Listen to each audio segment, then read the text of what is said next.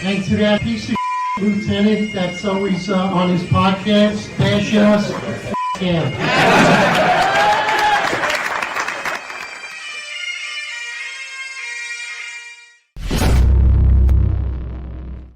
Attention to roll call.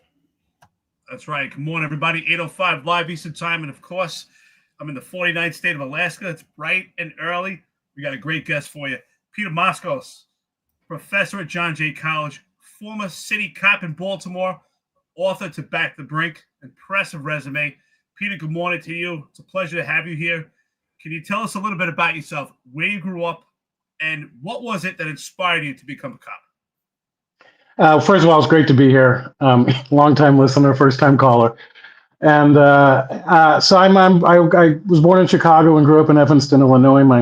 My parents were both teachers. My mom a high school teacher, and my father a professor at Northwestern.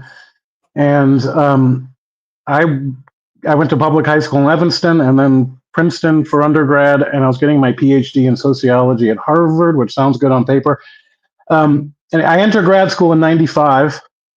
And murders are plummeting in New York City. And I'm reading all the so-called experts in the academic world, and they're saying it's impossible because we know that police don't affect crime, and we can only reduce crime by fixing society and ending racism and discrimination and bad housing and all those so-called root causes, which are important, mind you. But but meanwhile, murders are down 50%, 60%, and I'm going, something is going on here.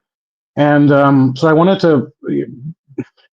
to study something urban because I'm a city kid. I live in Queens now, though I'm doing this from an undisclosed location in Greece on vacation. I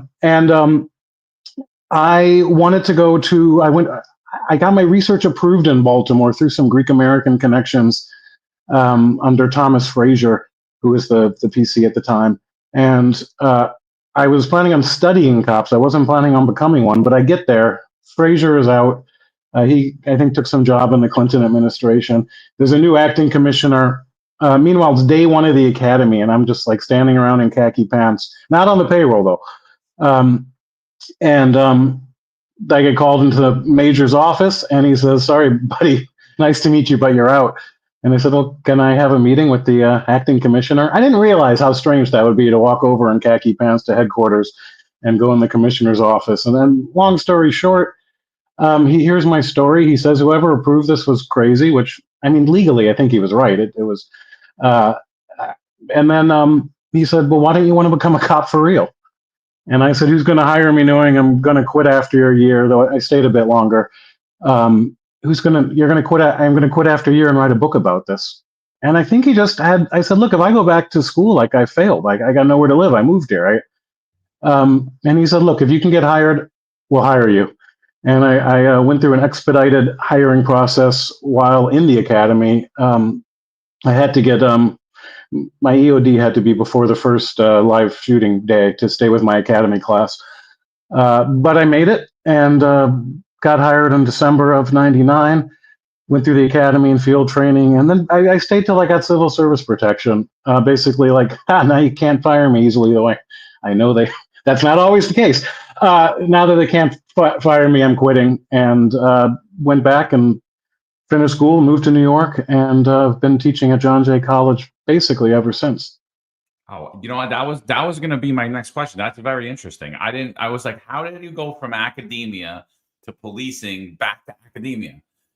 So that was always kind of the path. And so it was always the plan. And when I quit, I did, first it was an unpaid year leave of absence because I didn't want to burn bridges because, maybe school wasn't going to work out or whatever. And at least I had a backup job in Baltimore City. Maybe I took my education a bit for granted because I didn't know anything else. But one thing Baltimore taught me, a lot of people were like, "Look, if you come back here, you're a failure. Don't fuck it up. You've got a chance to do what I never had." And so I did it. And I wasn't there for long. I did learn a lot in that time. It was the streets where The Wire was filmed, and that part of Baltimore. But I've kind of banked my career on that because at least I have walked, even if just a mile. At least I put on the shoes and did that.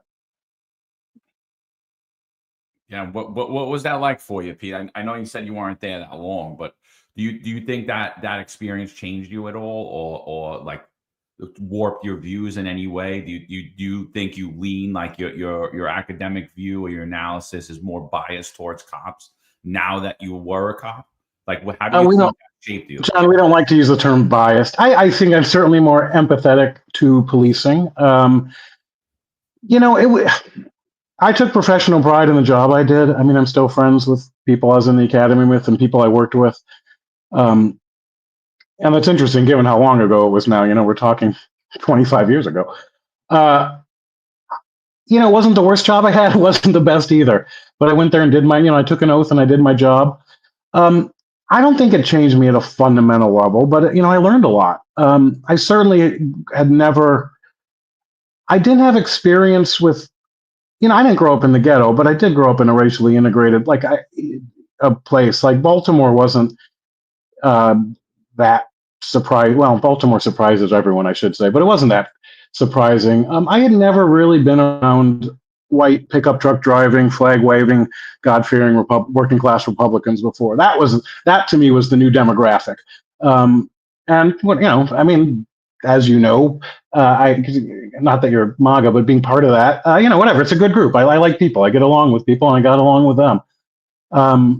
But it does. I think what it's done, John, is I don't have my head up my ass like a lot of academics, quite frankly. Like I've seen the streets. I know the streets. I know what the ghetto's like and poverty is like, and it's an environment most people fear to tread, avoid it at all costs, don't know it, and then they have a lot of opinions about it. So it educated me, I would say. Baltimore overall, unfortunately, gets a bad rap, but I'd say I had some great experiences traveling to Baltimore, going to Fells Landing, getting some great crabs over there. I had a great time at some areas in Baltimore. I love Camden Yards. It's a great place to watch a ball game. I think Camden Yards is, other than Citi Field, I think is one of the best fields. I bet the fields all over the entire country. I love Camden Yards. The setup, the area there is pretty cool. There's some great spots in Baltimore. It's got some great history to it. So you're great history. Yeah, let's have a little fun because you mentioned the movie. Great food. The crab cakes, don't forget. Phillips Seafood. Phillips Point. I think did I just read they just closed? I go to Fadley's in Lexington Market. That's my go-to. It has a strong sense of place. I don't know. It's a good food city. The people are fabulous. I love the Baltimore accent, all of them. It's just, boy, does it have its problems, but it means well. Baltimore embraced me in a way that I felt New York City. And after 24 years here, I consider myself a New Yorker, but Baltimore embraced me like no other city ever has. And I'll always love it, but boy, does it. There's a great hidden backdrop to Baltimore, but you mentioned, let's have a little fun because you mentioned the show The Wire. And I tell you, that's one of my most favorite shows. I think that overall, how it's centric around politics and public safety and how it weaves in together. What is your view and your perspective from academia and policing? Is that show lifelike? And being a cop in Baltimore, did that feel lifelike in comparison to the show? Yeah, so it started filming just at the end of my brief tenure there. And then it kind of kept me company because I leave there in 2001. I didn't finish my PhD till 2004. So there's a couple of years in there where I'm trying to get things, finish my business. And that show kept me attached to the streets. Because also remember this, it's not pre-internet, but it's not like now, you couldn't just stream anything or see everything. This is a side note. I'll get back to The Wire in a second. When I went to Baltimore, I was so clueless. I didn't know the city. You couldn't Google it. There was a Colonel Gavrilis, who I think is still maybe head of MTA police there still. I thought his first name was Colonel. That's how dumb I was. I didn't know. So I would say The Wire, look, from the police standpoint, now I wish it was patrol and not detectives because I was a patrol cop. But from that perspective, it was 100% realistic. As a show, I would say I said it was about 80% realistic, maybe a little bit less than the last season. But the parts it wasn't realistic about it was David Simon trying to have a point and, a certain message. Like that block of Amsterdam where they legalize, I should say they decriminalize all the drugs. I know that physical block was usually part of my post. There's no way you could keep that secret. So in that sense, is it realistic? No, because you can't keep something like that secret for more than 5 minutes. So that was about the war on drugs or whatever, but just the cop stuff and the radio language. Oh, I mean, it was spot on. They didn't do the Baltimore accent much. There are a couple of local actors, and that's always great.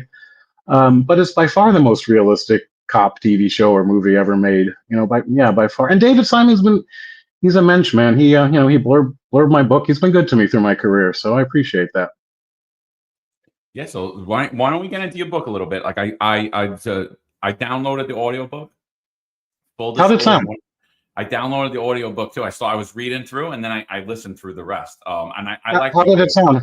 Good. Okay. Because I got no control over that. I thought the audiobook was great. I was gonna knock you. I was gonna text you like you didn't narrate it, but the person that narrated it sounds just like you, dude. And I was like, I kept looking back. I'm like, that's not him. I literally kept listening back to it and looking at the thing. I'm like, it sounds like Peter. So but I thought it was. I think it's totally great. You highlighted some crazy points in there. I think the thing that was like that stuck out with me the most is all of the stuff you just talked about. The academians blame poverty on crime. They blame social issues on crime. But you highlight the crime drop in the 90s. There was actually an influx of about 700,000 people into New York City at time. And the disparity between the poor and the rich grew. And during that time, murders went down. So what was the motivation to write the book, right? It was a time in history. Everybody talks about broken windows. Everybody talks about like what Bratton implemented and Giuliani came in. What was your motivation now to say, I'm going to tell the story? It's because going back to when I started grad school, I felt no one had ever really explained what happened in New York City. Now you flash forward 20 years and I sort of know what happened in New York City. And I know what didn't happen. Like I know poverty didn't go down in the 90s, but I'm still like, people talk about Comstat. And I mean, I know what it is, but how the hell does a weekly crime meeting have any effect to stopping a shooting on the street? That to me was the mystery. I sort of went into it wanting to get at. I didn't know really the plan yet. I did the first, this book, look, I wasn't working on it 8 hours a day, but it started 11 years ago. I mean, the first interview was with my colleague, his office next door to me, Walter Signorelli, who was the chief of transit police before Bratton, was in 2014. So it was a long process. And I had to, I didn't start it knowing necessarily, other than like, I want to explain the crime drop from the cop's perspective. Actually, I didn't even know that at the time. And then the story forms and I see sort of the major players involved and I meet more people. And I realize you really have to go back in time to the 70s and 80s to talk about the 90s. It ends in the late 90s because I think the story was told. But writing a book, you only have so many words. It's 120,000 words, and that's long for a book these days. I realized I couldn't pass over to 9/11. You can't, in an oral history, you can't say, "Oh, and then that happened." And I was like, so I was like, all right, it's got to have a cold end before 2001. But that worked well with the length of the book. But at some point, I'm doing these interviews and I'm speaking to cops and I'm meeting more cops. And then I'm like, why should I reword their stories? These people are smart, articulate. All I'm going to do is make it more boring. Like, let them speak for themselves. And then there's when I was growing up in Chicago, there was this guy, Studs Terkel, who wrote oral histories. And he was kind of a cranky, working class guy, like there aren't enough of anymore on TV. And I was like, I'm going to kind of try and do what he did a bit and just let people talk. And I try, I weave it more into a narrative than he did in his books. But there's a great story. And I wanted to give, sounds almost, I wanted to give cops voices, the fancy term, but let them talk. Let them tell their story, and as long as you're true to them, you don't have to portray them as heroes or villains, but you just be honest, and they appreciate it. I mean, that I learned from Cop in the Hood, which was my first book about policing in Baltimore. I was like, what are they going to say? Because I actually say some things that aren't nice, but it is what it is, so that's cool. So you talk a lot about broken windows. I refer to it as intrusive police work, which I think is the foundation fabrication of policing. I like that term, and I've started to steal that from you, by the way. because it's honest. It's not inherently bad, but it's we're not. Yeah, it's calling it for what it is. It's getting in your shit. That's the business of police. If you're not intrusive, you're just reactive, and that's a choice. But it's that would be a bad choice. I think some of your students that are high ranking, I know they don't like that term, but I've been using that forever. I can see why not. Because sometimes I say aggressive, and you say that to non-cops, and I'm like, oh, I thought you meant like that means beating people up. I'm like, no, it means getting out of your car and legally stopping people based on reasonable suspicion. But intrusive is my alternative to aggressive because that doesn't go over well. I mean, proactive is the other term, but that's a little too, academic sounding. So with this being said, I know you've analyzed policing over decades. Now, was there a specific moment in policing or a specific moment in a particular crime that things went off the rails and you said to yourself, okay, we could pull this back by this specific moment in policing or a particular crime that you identified, said, okay, I see where things are going, how this played out, we could pull it back? Yeah. I mean, of course, it's never just one thing out of context, but it was, I know,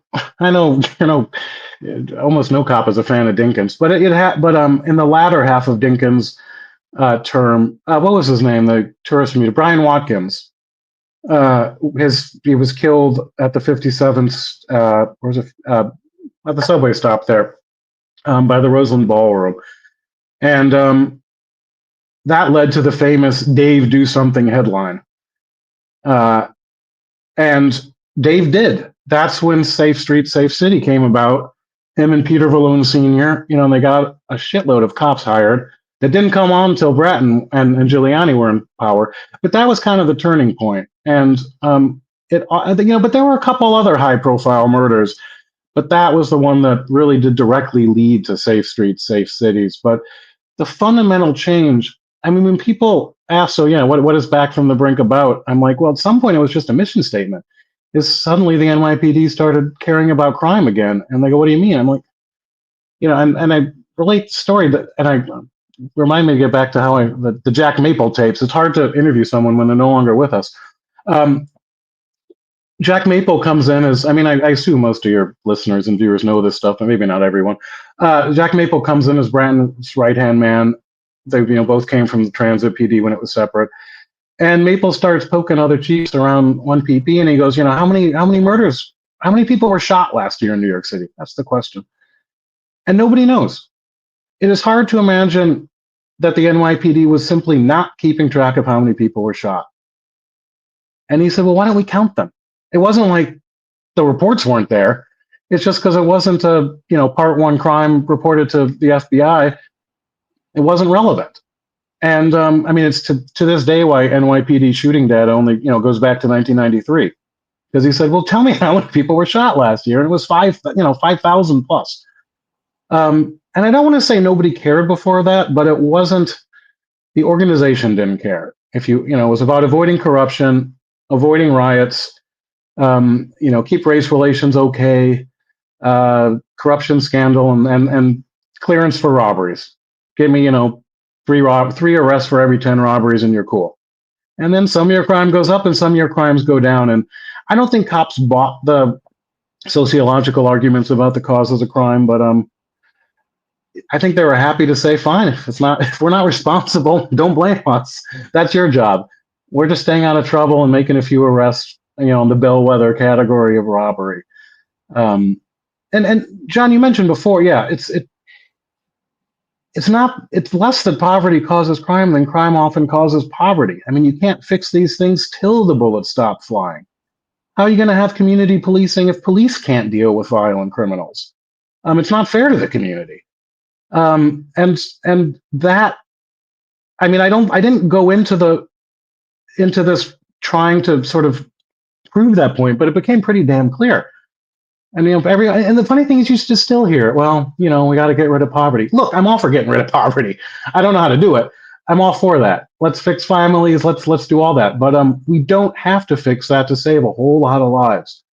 The idea that we had 2,260 murders and then some years more recently under 300. I mean, New York City had fewer murders than Baltimore City for 2 years. Baltimore is under 600,000 people now. That didn't just happen. It wasn't a national trend. It wasn't something in the air. It wasn't that we reduced lead in 1973. It wasn't Roe versus Wade. I mean, none of that. Crime dropped in August of '94 in New York City, and the formula of policing crime was simple enough that it could spread quickly. Suddenly everyone wanted to get on that because sometimes crime dropped everywhere. Well, yes and no, it didn't drop everywhere, but it dropped most places because the NYPD had a dog and pony show. They took it on the road, and people came and visited Comstat, and they won awards. And all it was a rather simple problem-solving approach that Jack Maple, just, a 4-step problem-solving approach. It could have been anything. But it was the idea of holding precinct commanders accountable for crime, giving them the support they need, saying, we're here to help you. We're not just here to punish you.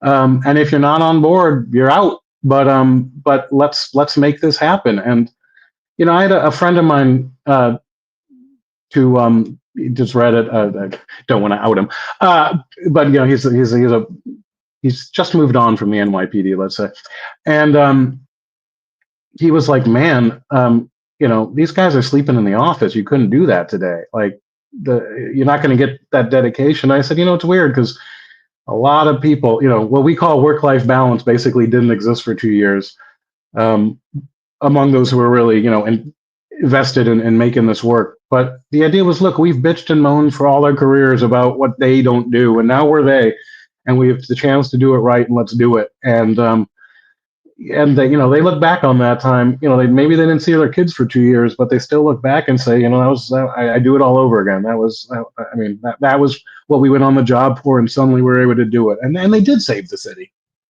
Yeah. So Pete, 100%. I think you nailed it, and I did want to tell you that I think that your book does a lot of what this podcast does, except you did it at a high level, and you picked a time period and the people that were in charge, where you gave them an actual voice. And that's a very cool thing about your book, like listening to Campese, listening to Louisiana Moan, listening to all these voices, just tell their story, what happened to them. Some were laid off, how they came back. They went through like turbulent times in their life on the job. So that was a great point. But getting on to like Comstat and all that, when I look at it now, I look at it like that was kind of the natural progression of an organization that was like, you know what? Yeah, we do policing pretty well, but broken down. It's ran by each particular command. There's no real central mission. There's no central hub. So like as a competent organization, the NYPD's, how do we bring crime down as a whole? They implement the Comstat era. They start to push more of a top-down style of leadership where now the beat cop knows what 1PP wants, right? Like the guy on the street, it's not just John Macari's police department or Eric Dym's police department. It's the police department. And this is what we do. And this is what we want. And this is what we expect. And these are the things we're concerned with. And I think that was a major factor. And I think most people agree that was the major factor that led to the crime drop. However, there are people that continue the same narratives that you were just pushing. It was just a natural phenomenon that just happened and crime just dropped all over the country. I don't believe that either, because I watched it firsthand and I experienced the shift in policing as a youth in New York City and how like the cops went from walking the beat to stopping you. What are you guys doing? Why are you here in the parking after dark? Why are you drinking a beer? What are you doing? But I think like what happens is now when we look at it, like is it like, in your opinion, did we overcorrect too much at any point? I don't know if it's overcorrection. I think we went too far. Stop, question, and frisk went haywire. When I started teaching in 2004, which is kind of just when that started, that upward trend, suddenly I had cops telling me they're getting pressure to produce stats for stats sake. And it wasn't focused on the crime. It was focused on the numbers. Give me that UF 250. I had students coming in saying, why are they stopping me rather than the drug dealers at my building? And I'm like, you know why? Because you're an easy target. Because you're not going to put up a fight. You're not going to create a lot of paperwork because you're clean. And they're just trying to get that stop. there was no check on it. And look, Ray Kelly did a lot of good as commissioner, but that did it set policing back so far. And then when that judge, basically, she issued a preliminary injunction against it. And at that point, the NYPD and Bloomberg and Kelly and whoever else could have said, okay, let's talk this out. And basically, they said F you, and she said, no, senor, F you. And it would have been avoidable. And it's a shame because then, de Blasio takes over and immediately settles. The NYPD should have changed. They also should have continued fighting that at the same time.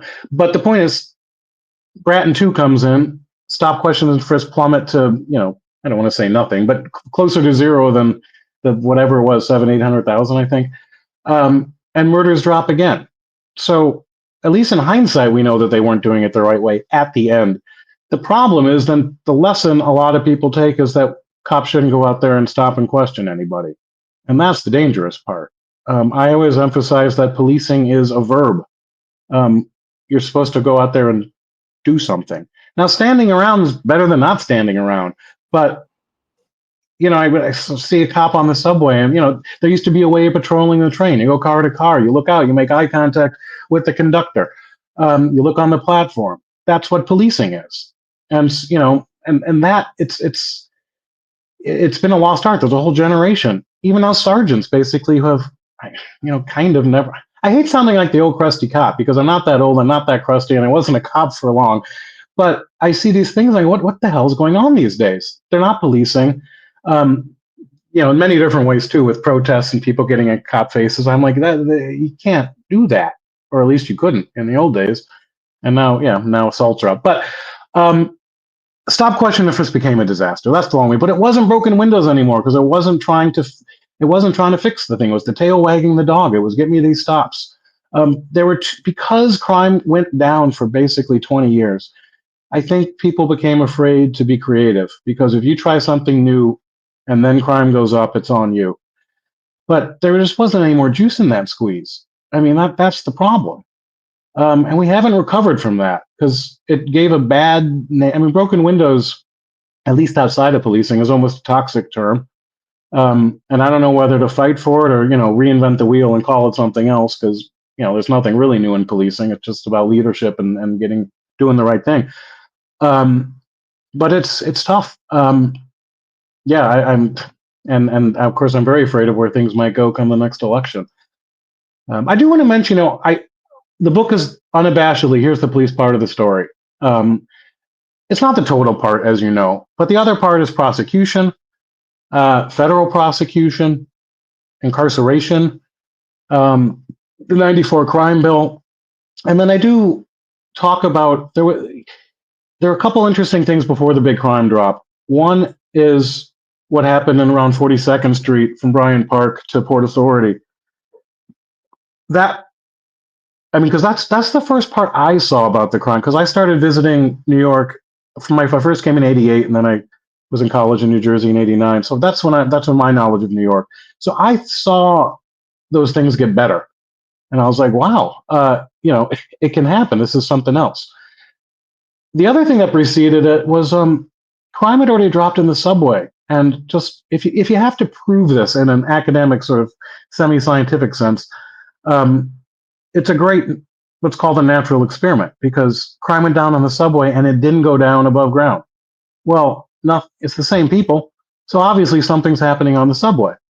And what was happening on the subway is broken windows, and Bratton is transit police chief, and Jack Maple is his right-hand man. And suddenly they're going after turnstile jumpers, assertive policing. If you're not wanted and you don't have contraband, you get a ticket and you're let go. But a lot of people were wanted. A lot of people did have, guns, weapons, or drugs. And that idea of someone's in control here. I mean, robberies plummeted almost immediately. They just had the great idea of, hey, we got all these open warrants. And, there's some reasons cops sometimes like to keep open warrants as leverage. But Jack Maple said, why don't we just go and lock them up? And so he got the warrants. And the transit police, before the merge, set up a warrant apprehension force and went and locked up the bad guys. And what do you know? Then they didn't do any more bad. So but that happened before this. Now this is 91 we're talking about, and so it's a good way to, if you care about convincing other people, to say, look, explain that through some great macro socioeconomic theory. No, it's policing. I would just want to say I value and I appreciate your perspective, especially when we talk about intrusive police work. And the reason why I coined that term is exactly what you said. You reiterated my sentiments on policing. There is a time to stand around, but that to me is the dichotomy between being a security guard and a police officer, is that shield. The shield is what gives us the right to be intrusive based on the case of People versus DeBoer, in comparison to a shield as a security guard, which is to observe, report, and repeat, where a police officer engages people. And that's why I say it's intrusive. Intrusive to the point, sometimes it's an arrest, sometimes it's summons, sometimes it's just a conversation, being intrusive. So I just want to say your perspective is spot on, and I really appreciate it. So being that you were a cop, you're currently an academic, you're a critic of policing. So what would you say is most understood, or I'm sorry, misunderstood by the public then? When I say then, pre-Comstat era, and in comparison to now, what would you say is most misunderstood about policing when it comes to the public? Especially now, we see this movement towards civilianized policing, especially in the candidate run for mayor when it comes to potential Zohran Mamdani being the New York City mayor. We see this push, right, and this defund the police. So what is most misunderstood about policing?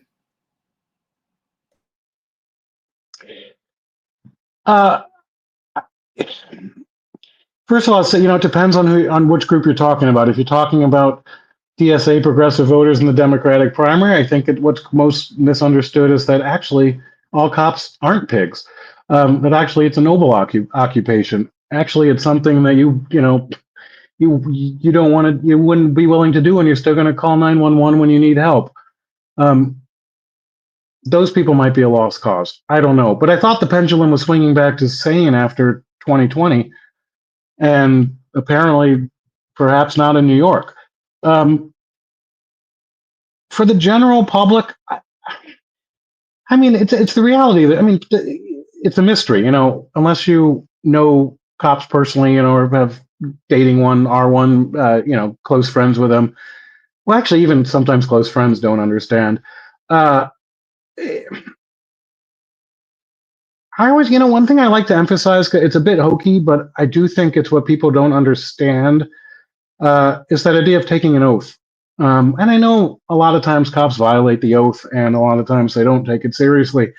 But I was kind of proud to swear to defend the U.S. and Maryland constitutions. I don't know. It was a very anticlimactic ceremony, mind you. It was in some office. But the idea that you're willing to, not that you want to, but that you're willing to risk your life, I should say, for people you don't even know and people you may not even like. There is a nobility in it. And if you take that away, and this is what I think was so damaging about let's start in 2015, but the anti-police sentiment that's, for the past decade, basically. If you look, you're not going to get rich doing the job, though it pays pretty well. I mean, a lot of my students make more money than I do.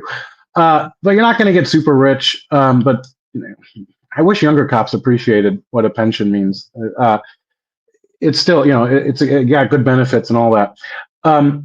It can be tough work, shift work for those who, if you never worked a midnight shift, it's hard to understand what that means. It's a whole other world when when you do that as a steady shift. You got to say that basically call out cops when they do bad, but basically they're on the side of good. And if you can do that again, suddenly cop morale goes up. Cop retention goes up, cop recruitment goes up, and I also think, authority goes up. You get more respect on the street. Though, I mean, look, some people are always going to hate cops, and some people should, because cops are trying to lock them up. But I don't know. We're in a new world right now, and I don't think we're on the brink like you guys do. I don't think it's worse than ever right now. Cops have been complaining since 1845 in New York City. Though I do think there are a lot more legitimate reasons to complain now. Things like mandatory overtime, assaults on cops, lack of prosecution. Those are new. But at some point, policing will abide, but hopefully it'll abide in a way that's good for everybody. So Pete, another thing in your book I thought was pretty interesting, and correct me if I misunderstood this, but like a lot of the things that you were saying that why crime started, the reason that New York City started to deteriorate and it was crime filled, are a lot of the same factors that started to happen. Now, obviously, we're not to 80s, 90s levels of crime in New York City, but there was definitely a shift in 2018 where there was a rise in crime. A significant rise in crime, and I believe, and Eric believes, that it coincided with the progressive legislation, the city council, a lot of the reforms that were put in place, the criminal justice, and the criminal justice and police reforms that furthered even in 2020. Is that an accurate assessment of that? Like a lot of the factors on why New York City became crime ridden are, again, we're just revisiting these in a different time frame with different people. Is that accurate take? Yeah, I mean, shorthand, but I mean, there is some nuance, and it's a bit more, so look, so much happened. Starting in those years after 2015, 16, 17, every one of them was in the pro-criminal, anti-policing direction. It's hard to say which one. I compared it a while back in something I wrote for maybe the Daily News. I compared it to Jenga, where they kept pulling the pieces off. And look, if your goal is to have a lighter structure, some of that was good even. I don't think anyone wants a Khalif Browder again, from jail for 3 years before trial or however long it was. It wasn't that long, but at some point you're going to break the system, which happened in 2020. COVID helped as well. The problem is it's hard to pinpoint which one exactly was the part. Some of bail reform was good. Some of discovery reform was good. The problem is the people who advocated this, not the supporters. A lot of them are well-intentioned, and it wasn't like the criminal justice system was perfect before these reforms. They're using it as a tool as a path to abolish police, abolish prison, and abolish jail. And they don't care about the consequences, as long as it leads. It's an ideology. They're not trying to make things better. They're trying to achieve a goal of abolition. Like when Raise the Age happened, recidivism among 15-year-olds. It might have been. I don't have it in front of me. I don't have notes here, but I think recidivism went up. So it didn't work, and not for everybody, but for a certain identifiable category. Well, so why don't we work on that? No. When the chokehold bill passed, I remember at de Blasio at the signing said, "Oh, we're going to change that part of it, the diaphragm part." Well, they never did, because they said, "No, we wrote it just the way we want it. Those aren't flaws; those are features." So it's like a ratchet that keeps moving. And look, I'm to the left of you guys politically, but if the left doesn't sort of own up and get a rational and fight back against the abolitionists, and have a rational approach to criminal justice, I mean, it leaves a vacuum that Trump is very happy to fill. But it's, incremental improvement is great. We could have gotten this better. Okay, we're not turning things over fast enough. I'm thinking discovery reform again. We can turn things over faster. But we don't got to turn over every damn bit of, body cam footage that is unrelated to this case. And more, also, when I say diaphragm, well, of course you know what I'm talking about. No one outside of policing has any clue. You talk about the Count the Stops Act. No one outside of policing has any clue. These things matter. You want police to fill out a form for, every time they interact with someone on a crime. I mean, it's impossible, which might be the point. I mean, something happens in the subway. You ask a subway car, did anybody see anything? You're now supposed to fill out a form for each one of those people. And it's okay. No one's been prosecuted under the diaphragm law yet. It's still there, right? Mandami and Bragg could change their mind next year and get some cop for constricting the diaphragm in an arrest. So I don't know how. I mean, I hope it's not a disaster. I'm not optimistic right now, but I don't know what we can do except elect more, rational people, and that doesn't seem to be happening. Part of the problem is most people aren't saying, people got a lot of concerns. And so, look, well, I mean, I don't like, I don't, yeah, the choice now is horrible. Well, I know you like Sliwa. And if it were just criminal justice, I would vote for him too. But I don't like his position on immigration. I don't like his position on congestion pricing. No one votes for one issue. And for a lot of people, especially people in these progressive, disproportionately white districts, crime is not a big concern. So they can vote on other things. So I don't know, but that's where we are right now. I just want to say thank you to the chat, by the way, our friends and listeners. You got a lot of support in the chat. They say you're a great guest, and they're loving the interview. And I think absolutely you're super impressive. And the way you articulate your perspective, I have to say, is very impressive. I believe it comes from a place of honesty. So with that being said, we're talking about. Thank you. Also, I know I like coming on here because I know it's long form, and it's great to have a real discussion and not have to go, okay, and now for news and weather. Right. We don't have to worry about sound bites. That's the beauty of the podcast. Long form podcast gives you an opportunity to have a real conversation. So with that being said, we're talking about some police reforms. What would you say? I mean, well, policing is always evolving, and reform sometimes is necessary as the world evolves. Would you say, are there any police reforms you could particularly identify that sounds good on paper, looks good on paper, but just doesn't work in practice?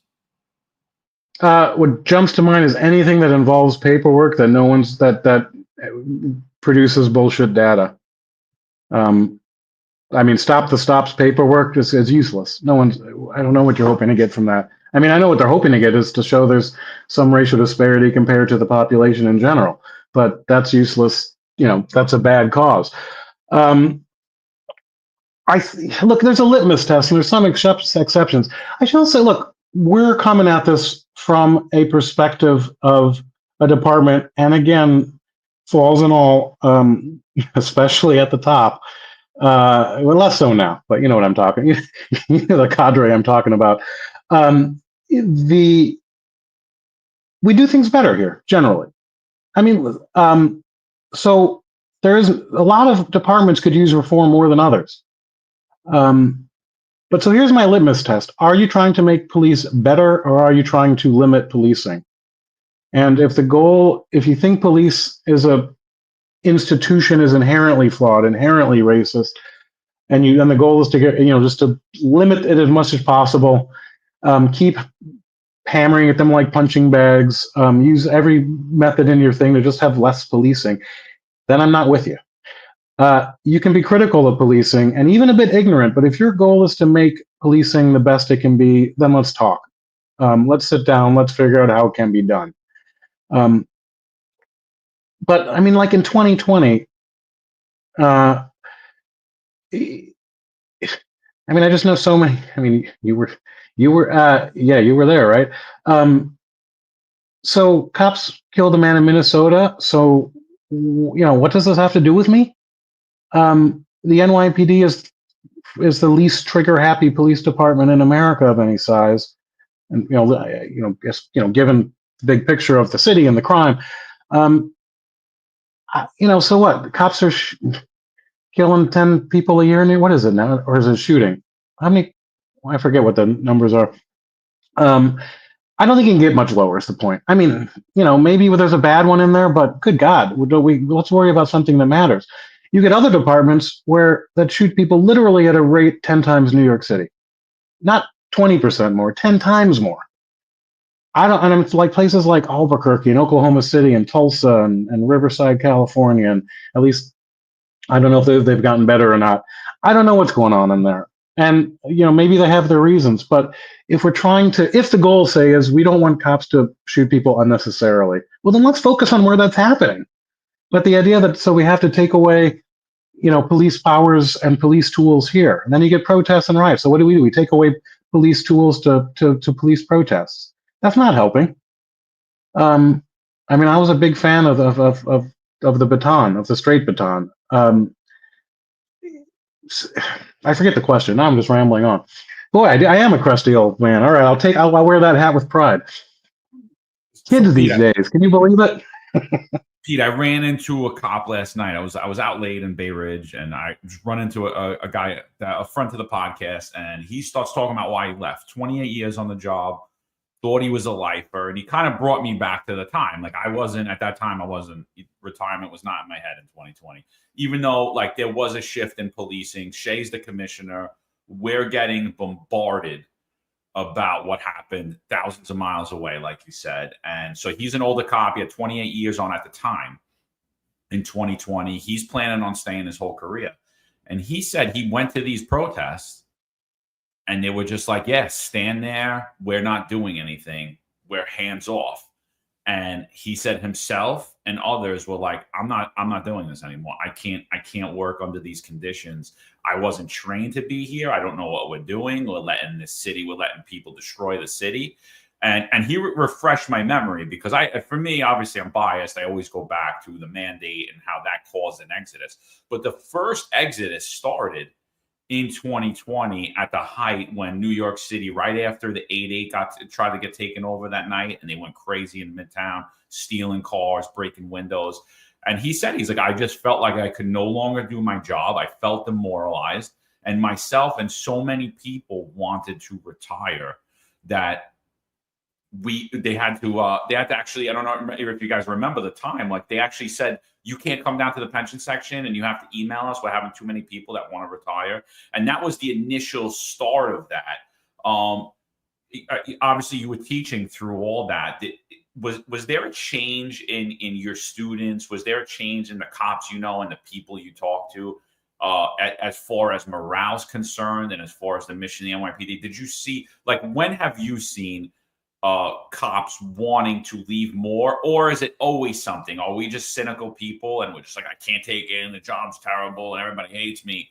Was there a shift in 2020, or like, because we felt it, like it being members of the NYPD? I certainly felt it. I wasn't at the process that I was going to leave. Obviously, I still had a lot of time to go, but I do remember the older cops really being like, I'm not doing this anymore and I'm out of here. And I remember feeling demoralized as well.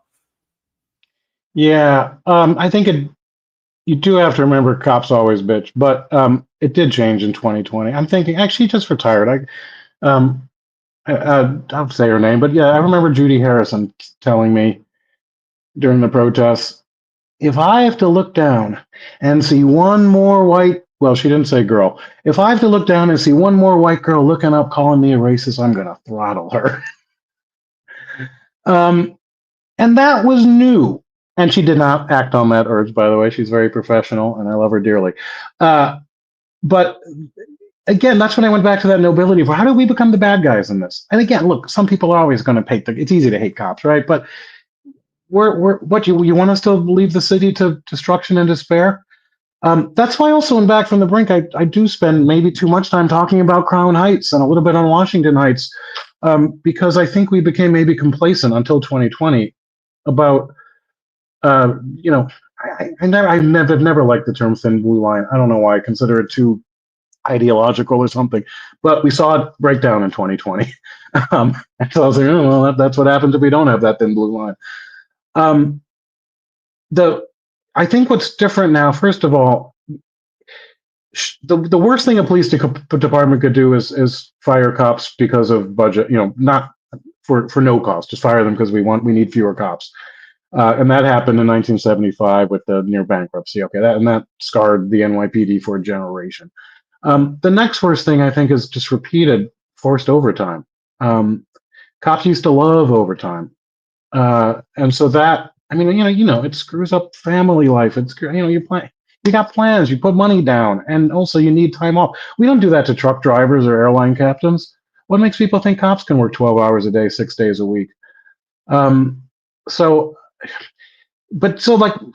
also has changed is this idea that commands are empty, that people don't want that position, which, used to be, of course you want to prove yourself and take over a precinct or whatever.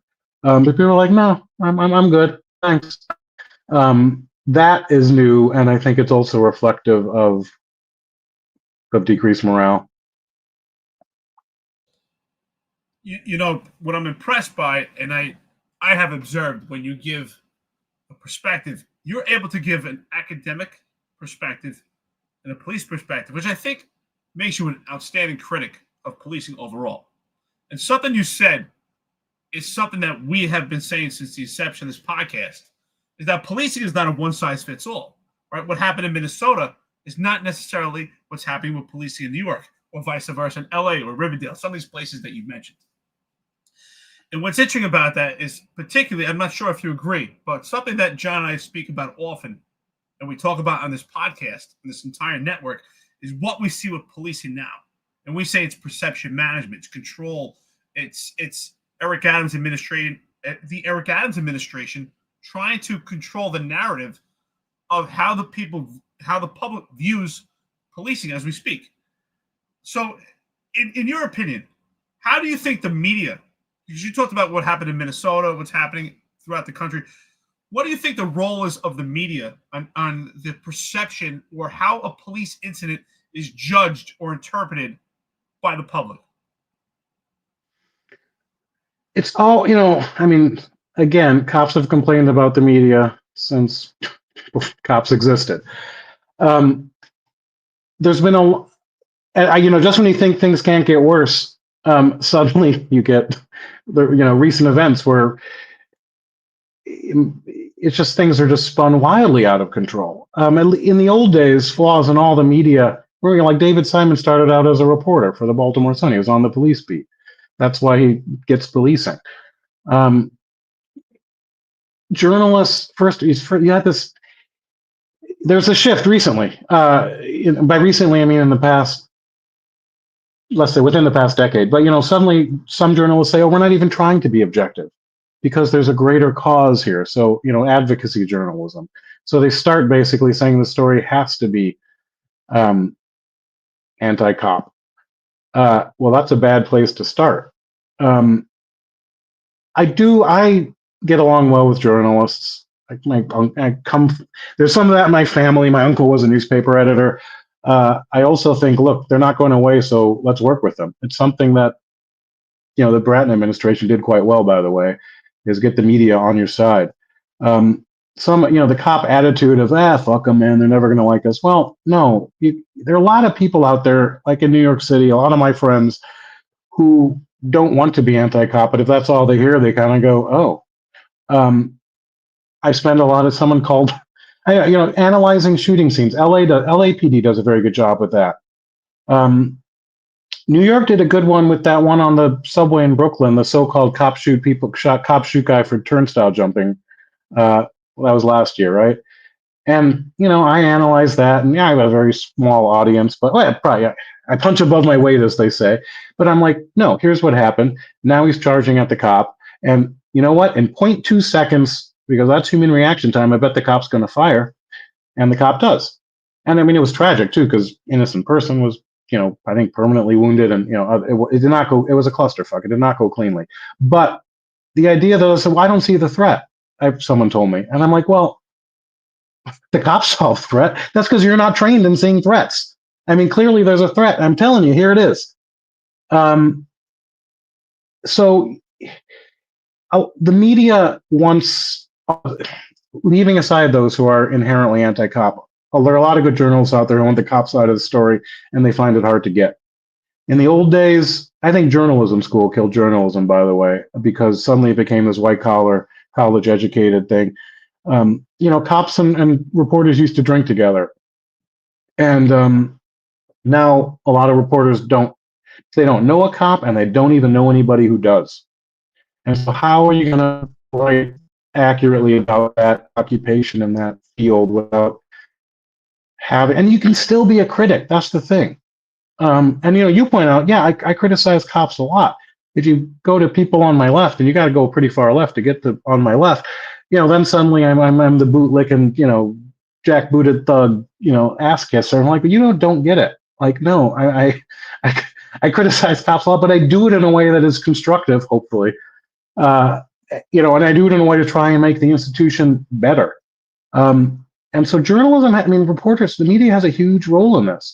I actually think the body cams, which, we have to embrace them, whatever, they're here, they're not going anywhere. It helps because a lot of people simply do not believe all the stupid shit that cops see.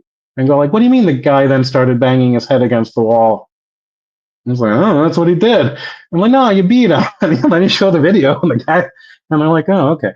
A legal aid lawyer friend of mine, he was who I teach with at John Jay. And when the body cams came out, he was like, oh, yeah, this is making it a lot harder to convict people.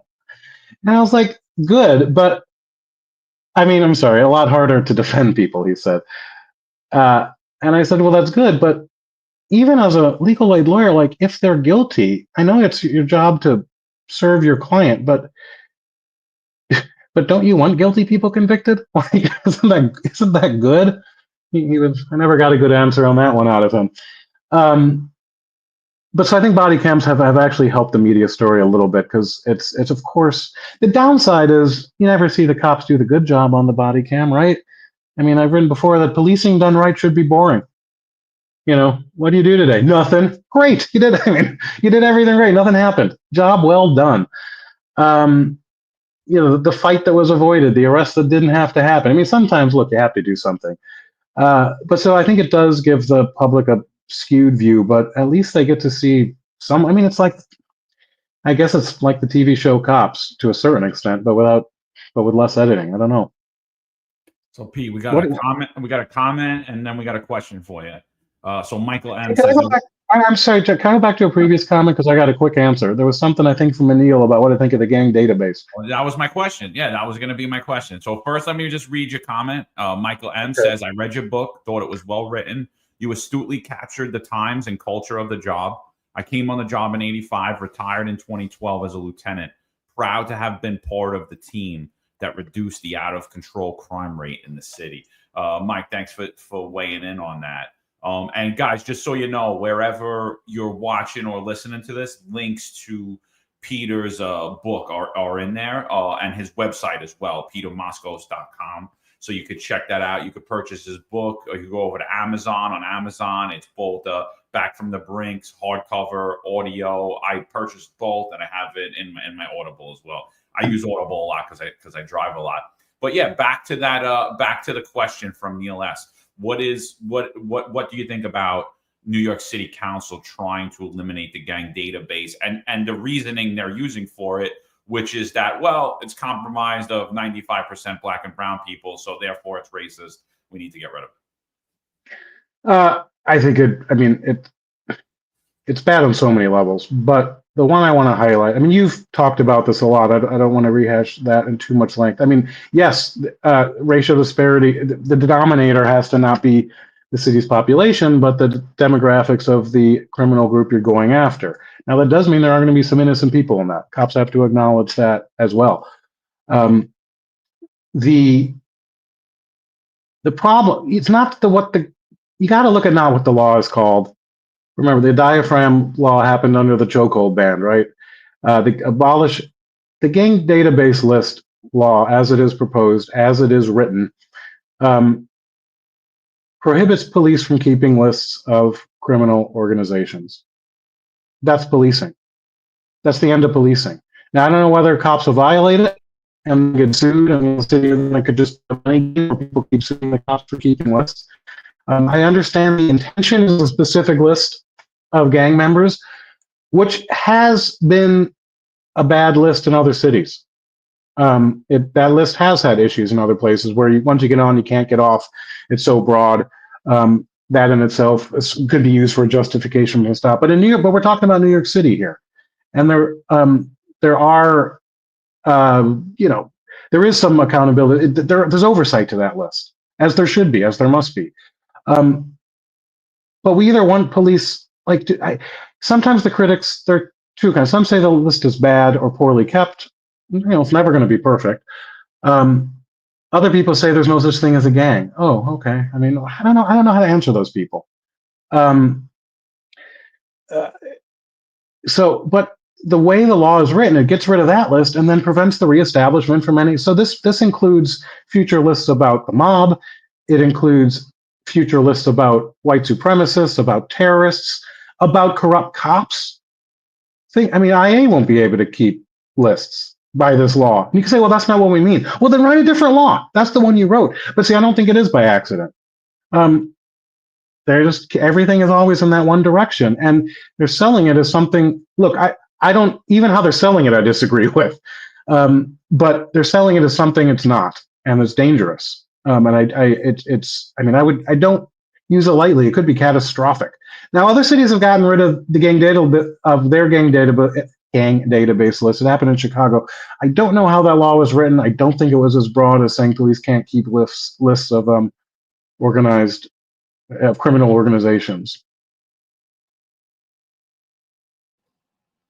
Since we're at the point, we're talking about demographics when it comes to policing, especially. Oh, that's the other part of it, yeah.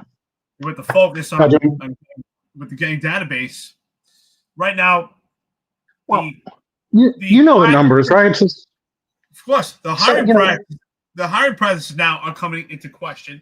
We see a scandal that has erupted with the NYPD with an override of candidates that were particularly disqualified or not qualified. So, in your opinion, from your academic opinion, and being in police, and being a critic of it, and analyzing police on a whole, how do you think departments throughout the entire country, what would be the best practices to recruit better officers, especially right now when morale is so low throughout the country, while still diversifying the force? Because it's our contention that the reason why they're having this scandal is because they're trying to diversify the force. And we have the evidence where Tanya Meisenholder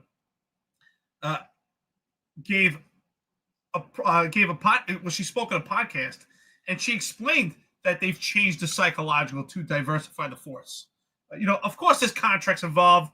We believe chiefs are making phone calls, say, hey, override this disqualification. But we do believe it's also because of DEI. What are your thoughts on that? Do you think that, what are better practices, as I said, to diversify the force, but to do it organically? Right now, I think they're so desperate in a way it's irrelevant. They're going to take anyone who walks through that door, white, black, Hispanic, Asian, or anything. They can't be overtly DEI, I think, because, they don't want the feds going after them on this. The issue is they can't get anybody. I don't know if it's true. It was from one person, and he didn't mean this in any big way. He just matter-of-factly said there are no white women applying for the job right now. Just thought that was interesting. That I don't know if that's true, but I imagine there's a grain of truth to it. I don't think he was making it up completely. The problem is people aren't applying.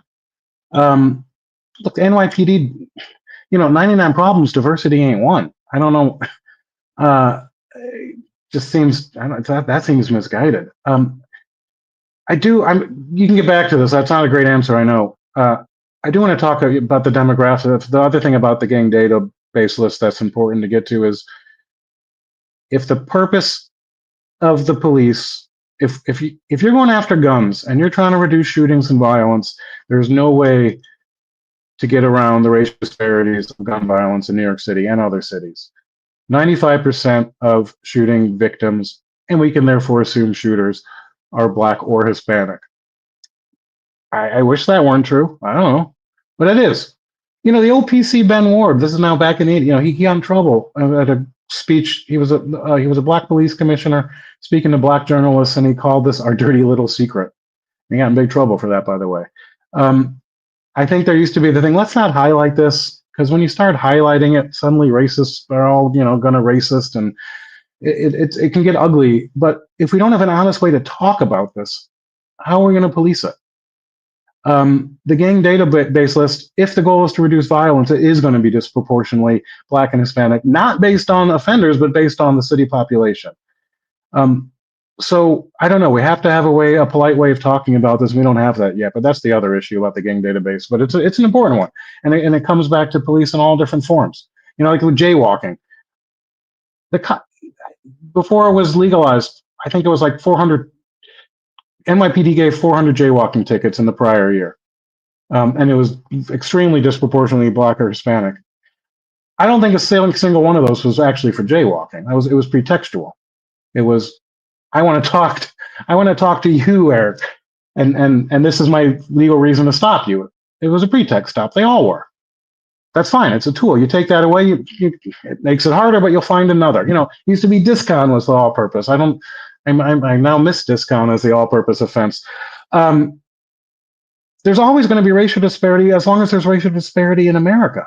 Now, it doesn't mean that there's a difference between that disparity and bias. You can have bias on top of that. But this idea that policing is going to reflect the exact demographics of New York City it's dangerous.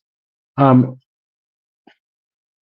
going back to recruitment and diversity, I don't know. I don't have my ear that close to that ground. I have a vested interest as a professor to want cops to have college education. That said, look, Baltimore's, oh shit. Sorry, I just dropped a bottle. That's what I get for trying to open a bottle while on a podcast with you. Don't be nervous. You're doing great. talk amongst yourself for a while. I got to mop up a bit and not step on glass. I just want to say, what's interesting, John, while he's taking a moment, of what he said, right? Think about that. He said he hasn't delved too much into the DEI, but he did say that white females are not applying for the job. So that reiterates and solidifies exactly what we're saying. And I would assume we could lump white males into that. And the question is, why are white females and why are white males not applying for the job? And I think it's exactly that. We proved that they have been discriminated against and they're not getting the job. Listen, a million factors when it comes to the recruitment. I mean, obviously, the retention, I believe, has a big part of it. And I think the biggest part of it is the morale of the people that are on the job, telling their loved ones and their nieces and their nephews and their neighbors, don't take that job. I think that's the biggest thing. Like, honestly, I 100%, I think that there was a huge push for diversity over the last 10 years. Anyone that's saying that, I mean, I question your ability to discern information that's given to you, because it was everywhere. It was literally everywhere. We created an entire department to do so, and they specifically outlined their goals. But I agree with Peter when he says, like, right now, all that it was because it was nonsense to begin with. Historically, the NYPD has just been an organically diverse department based upon the makeup of New York and New York City, and people were just coming on. Right, it was the most diverse department in the world before we had a diversity, equity, and inclusion bureau, because we're the most diverse city in the world. We're one of the most diverse cities, right? If not the most diverse city in the world. So I think now it's kind of falling on its face, and you're seeing that happen. But I do agree with you, Eric. I think when you look specifically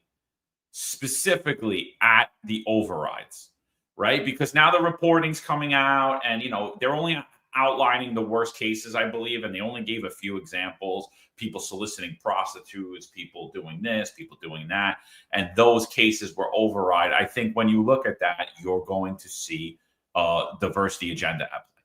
I think, and specifically related to the overrides. But again, the diversity agenda lowered standards for everybody, not just the diversity hiring goals they're looking for. And I think at this point, the NYPD is desperate. I think, looking back on what Meisenholder said, we want to know why Asian women aren't taking the job. It's like, really? How about just worry about why people aren't taking the job? And then, you're going to focus on one particular group. And does that make us better? Does that not make us better? Pete, all right, bro? Everything good? Yeah, I lost a half liter of beer. Oh man, sorry. So listen, I got a question. So I got a question for you, because this is something that comes up from time to time. Edwin Raymond's been on the show, and a lot of people have told me this time and time again. And what they say is that, while the NYPD is, if not the most diverse department in the world, I believe it is. But if it's not, it's one of the most. The policies that they push are systemically racist, and that broken windows was deployed differently in Black neighborhoods. And that was the fault of broken windows. That's where broken windows was bad. What's your assessment on the take that broken windows is systemically racist practice? I mean, if you accept that it's inherently racist, then you accept that policing is inherently racist, which of course a lot of people, that's what they want you to say. Um, Again, it's, if you got to put the cops on the dots, you're going to where the crime is. Now, that does mean, in a way, I mean, there is this risk of people being, victimized twice. First, because they live by criminals, and second, because cops are harassing them. Well, whether you call it intrusion, sometimes cops are supposed to harass criminals legally and constitutionally. But there is collateral damage. So you have to therefore be open about it. There's a good Ed Flynn, former police chief of Milwaukee. This is years ago now, I think, but he was going to increase traffic stops in a neighborhood where there was a lot of shootings, because even in a sort of a broken windows style, even increased traffic policing can produce violence. And there's a study or two out there that helps show that. But he also understood that this was unfair to poor people living in a violent neighborhood, and now we're also going to give you tickets, a disproportionate number of tickets for running red lights and not stopping at stop signs. So first of all, he explained what he was doing and why he was doing it, and then he told cops, if this is a violence reduction strategy. If someone's committing a serious, dangerous traffic offense, cite them. I'm not telling you not to cite someone, but if you're stopping them for the purpose of being intrusive, legally, pretextually, give them a warning, because we're not trying to punish them again. And they're already being stopped by a cop, and whatever. It's never fun. So that's a way you can do the style of policing, but it does require some transparency. You got to talk to the sergeants, because that's the key to everything in policing, right? They're the ones that are supervising the cops. I don't know how you can guarantee good leadership. But you can't. I mean, if you just accept that the reason that those critics say broken windows policing is inherently racist is the same reason they want to abolish policing. I mean, it's this historical sense that policing is a legacy of slave catchers, which is simply not true. But that's the narrative they're pushing. Again, I don't know if the term is worth fighting for. And look, I took a class from George Kelling, because he co-wrote that original article, 1982 article with James Q. Wilson. And Kelling was one of Bratton's advisors as well. And even he said, look, when we wrote that article, we didn't know it was going to have traction and stick around for so long. Like, we might have been more careful and thought it out more. I mean, at some point it was just a magazine article, and we're happy people read it. But at its core, look, he said, or maybe it was his co-author, fundamentally it just gives police an excuse to do what people want them to do anyway. People want police in their neighborhoods. People are very forgiving of police, even when they're stopped and they're innocent, as long as the police don't treat them like dicks. It goes a long way. And as long as the sergeants are there making sure that their officers aren't kind of going rogue in ways small and big. You got, staying mission focused and staying professional, which of course ultimately cops want to do anyway, but sometimes they might need a nudge in that direction to make sure they keep it up.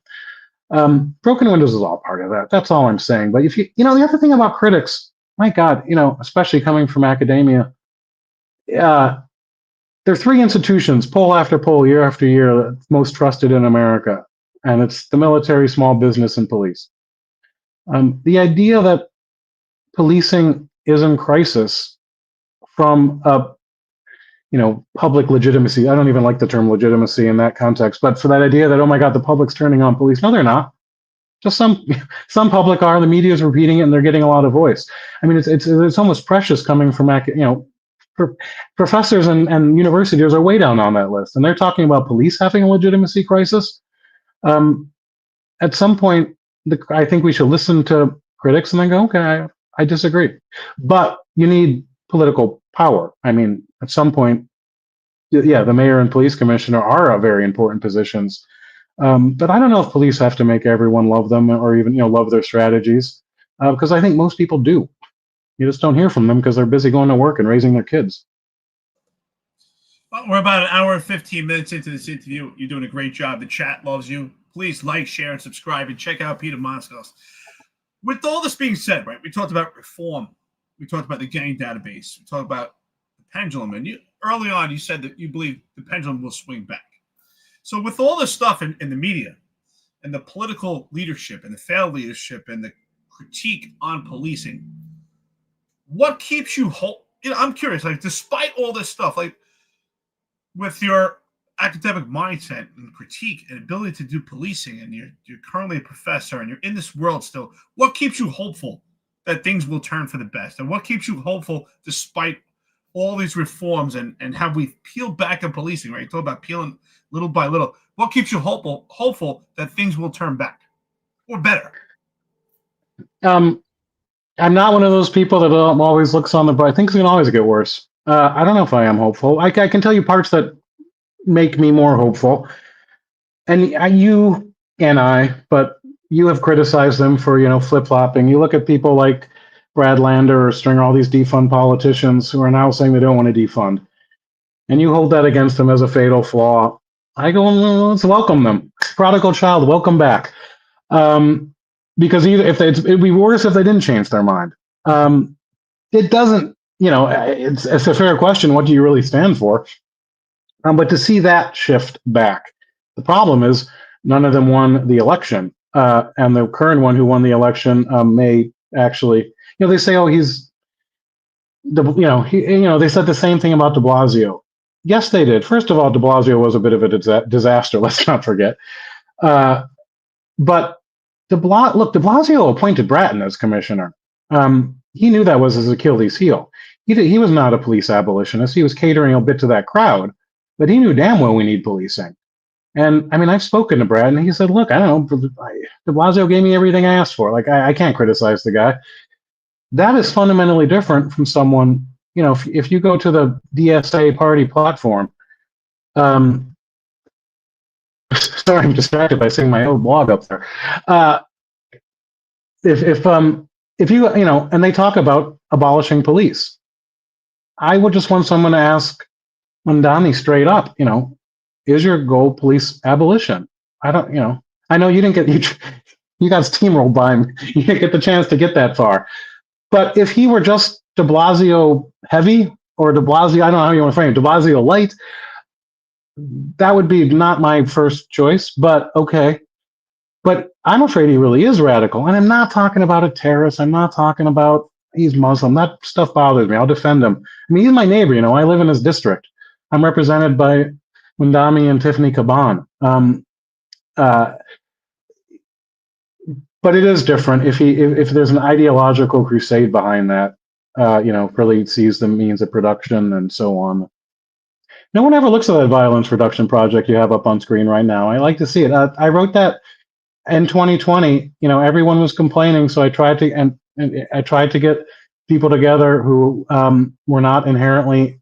The only rule was you can't be ACAB, and beyond that, I want to hear what you have to say. Really had no impact, but there's some good writing out there by all these people. Oh yeah, it definitely looks cool. I mean, I definitely got to check it out. I looked at it last night, but I haven't went through it. I'm definitely going to read a lot of these articles. So that last guy up there, that's the spot shotter guy. And someone criticized me for you're doing corporate PR for ShotSpotter. I'm like, how are you against police response to gunshots? Like, that's another thing I don't understand. And that's the thing I don't understand today. It's like you let the guy write a blog. Like, how is that a sponsorship of anybody? And that's the same thing. Like when we had Mondani on, and by the way, I'm probably gonna have him on again. And it's like, you guys are pushing him. I'm like, I already told you 17 ways to Sunday. There's no way I would vote for him. I don't recommend voting for him. Here's a question I got for you though, and by the way, I'm not against anyone that changed their mind on defund the police. I thought it was a ridiculous statement. I just think it's hypocritical that we only point out some and not others. Like, to me, they're all defunders on the left. Like, I'll give the exception of Andrew Cuomo, who was pro criminal reform and brought in a lot of things, because the only thing he ever said is it's a legitimate school of thought. So he legitimized it. So I'm not against anyone that had a bad idea. I've had a lot of bad ideas in my life, and I'll probably have some right now that I'll go against in a few years. But so I'm totally not against it. But when you look at the police department now, right? Obviously, crime's not what it was when we hit broken windows. When the shift came and we seen this major shift, but crime has began to rise. What do you think happened besides the police reforms? And do you think that we're currently still using the model of broken windows, or if not, how are you seeing the police department as a whole? Like, what model of policing are they doing? Is there something that, like, could this be labeled as broken windows, or is there something else that we're doing now that's a little different than what we did under the Giuliani Bloomberg years? I don't think it's broken windows. I mean, I know there's this idea of precision policing, but look, if you go after the repeat violent offenders, call it what you will, you're going to bring down repeat violent crime. I think that is part of it. Some of it, I think, is just the whole police, courts, jails just getting back to the pre-COVID level of, I mean, everything stopped in 2020. And what do you know? Violence skyrocketed. So some of it's that is just, slowly but surely. I mean, I hate using arrests as an inherent good, because if you tell people to lock people up, well, we can do that. But are you prevent crime? But still, given the data that's out there on the public, everywhere that violence is going down in New York right now, you see arrests going up. It's a proxy for police actually getting back in the game. So I don't think that's broken windows. And broken windows, I mean, John Miller, former DCPI, he has a quote at the end of Back from the Brink where he says, you know what, it's not that if you take care of the little things, the big things will take care of themselves. You can tell people that. It's if you clean up graffiti, the robbers are still going to rob. They don't give a shit about graffiti. They're robbers. You have to go after them. They're individual people. What broken windows did is it allowed cops to legally stop people, some of whom were repeat violent offenders. That assertive form of policing. That's what broken windows did. Now I'll add, this isn't John Miller anymore. I'll add that those little things matter just because they matter. I don't want graffiti on my house in Queens. I don't want someone, pooping on my stoop. I don't care if it leads to robbery. I don't want some junkie shooting up on my block. But we legalize that. So, but that doesn't mean, now what we have, I think, is a deteriorating quality of life. And, but murders and shootings are going down. I know somehow, I don't quite understand how you think that's fiction. But you can have, the quality of life matters on its own. And that's where broken windows comes in. That's definitely gotten worse.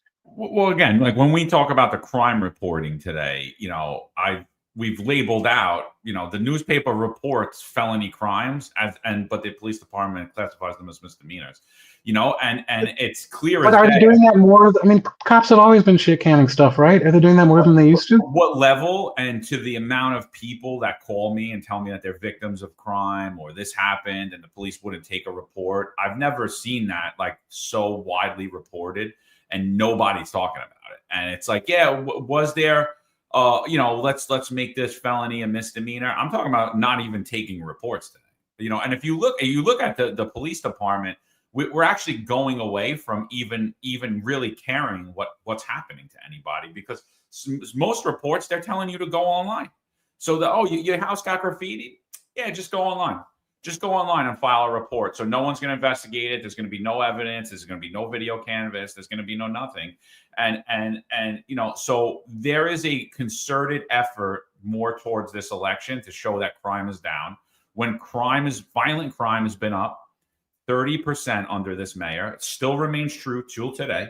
Still remains true. Murders and shootings are down, even though I know we went back and forth on a space not too long ago about the misclassification of murder in 2024 specifically. But one thing that is true is every year of this administration, they told you that crime was down until that year finished. and then crime was actually up that year. And that's the same thing I see happening now with a more concerned effort and push more towards the election. I mean, and it's obvious to me. And the other thing we don't talk about is under this administration, anti-Semitism's up 450%.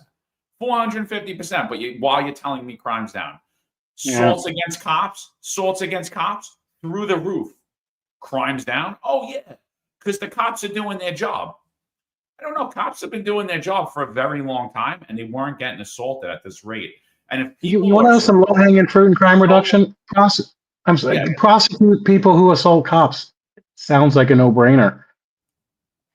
But here's the thing: it's not a no-brainer, because the thing when cops are assaulted, the first thing that happens is more than likely that assault gets shit-canned. You know, and so we're seeing a huge rise in assaults against cops, but the majority of assaults against cops are never even properly reported. They're never even tracked because, hey, it's a felony, and I can't take that number. I can't take that number because there's only 6.5 felonies that happen a day, or 5.5 felonies that happen in transit. I can't take that number. So we're seeing that rise, even though we shit can that. So we don't document it properly. And then when we do document it properly, the DA is like,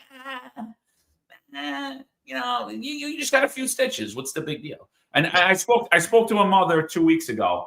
Her son she was a former MLS. Her son got his head split open and got stitches. They never charged the guy with anything. They never charged him with assault on police. I'm like, you know why they never charged him with assault on police? Why do you think? Because it's a felony.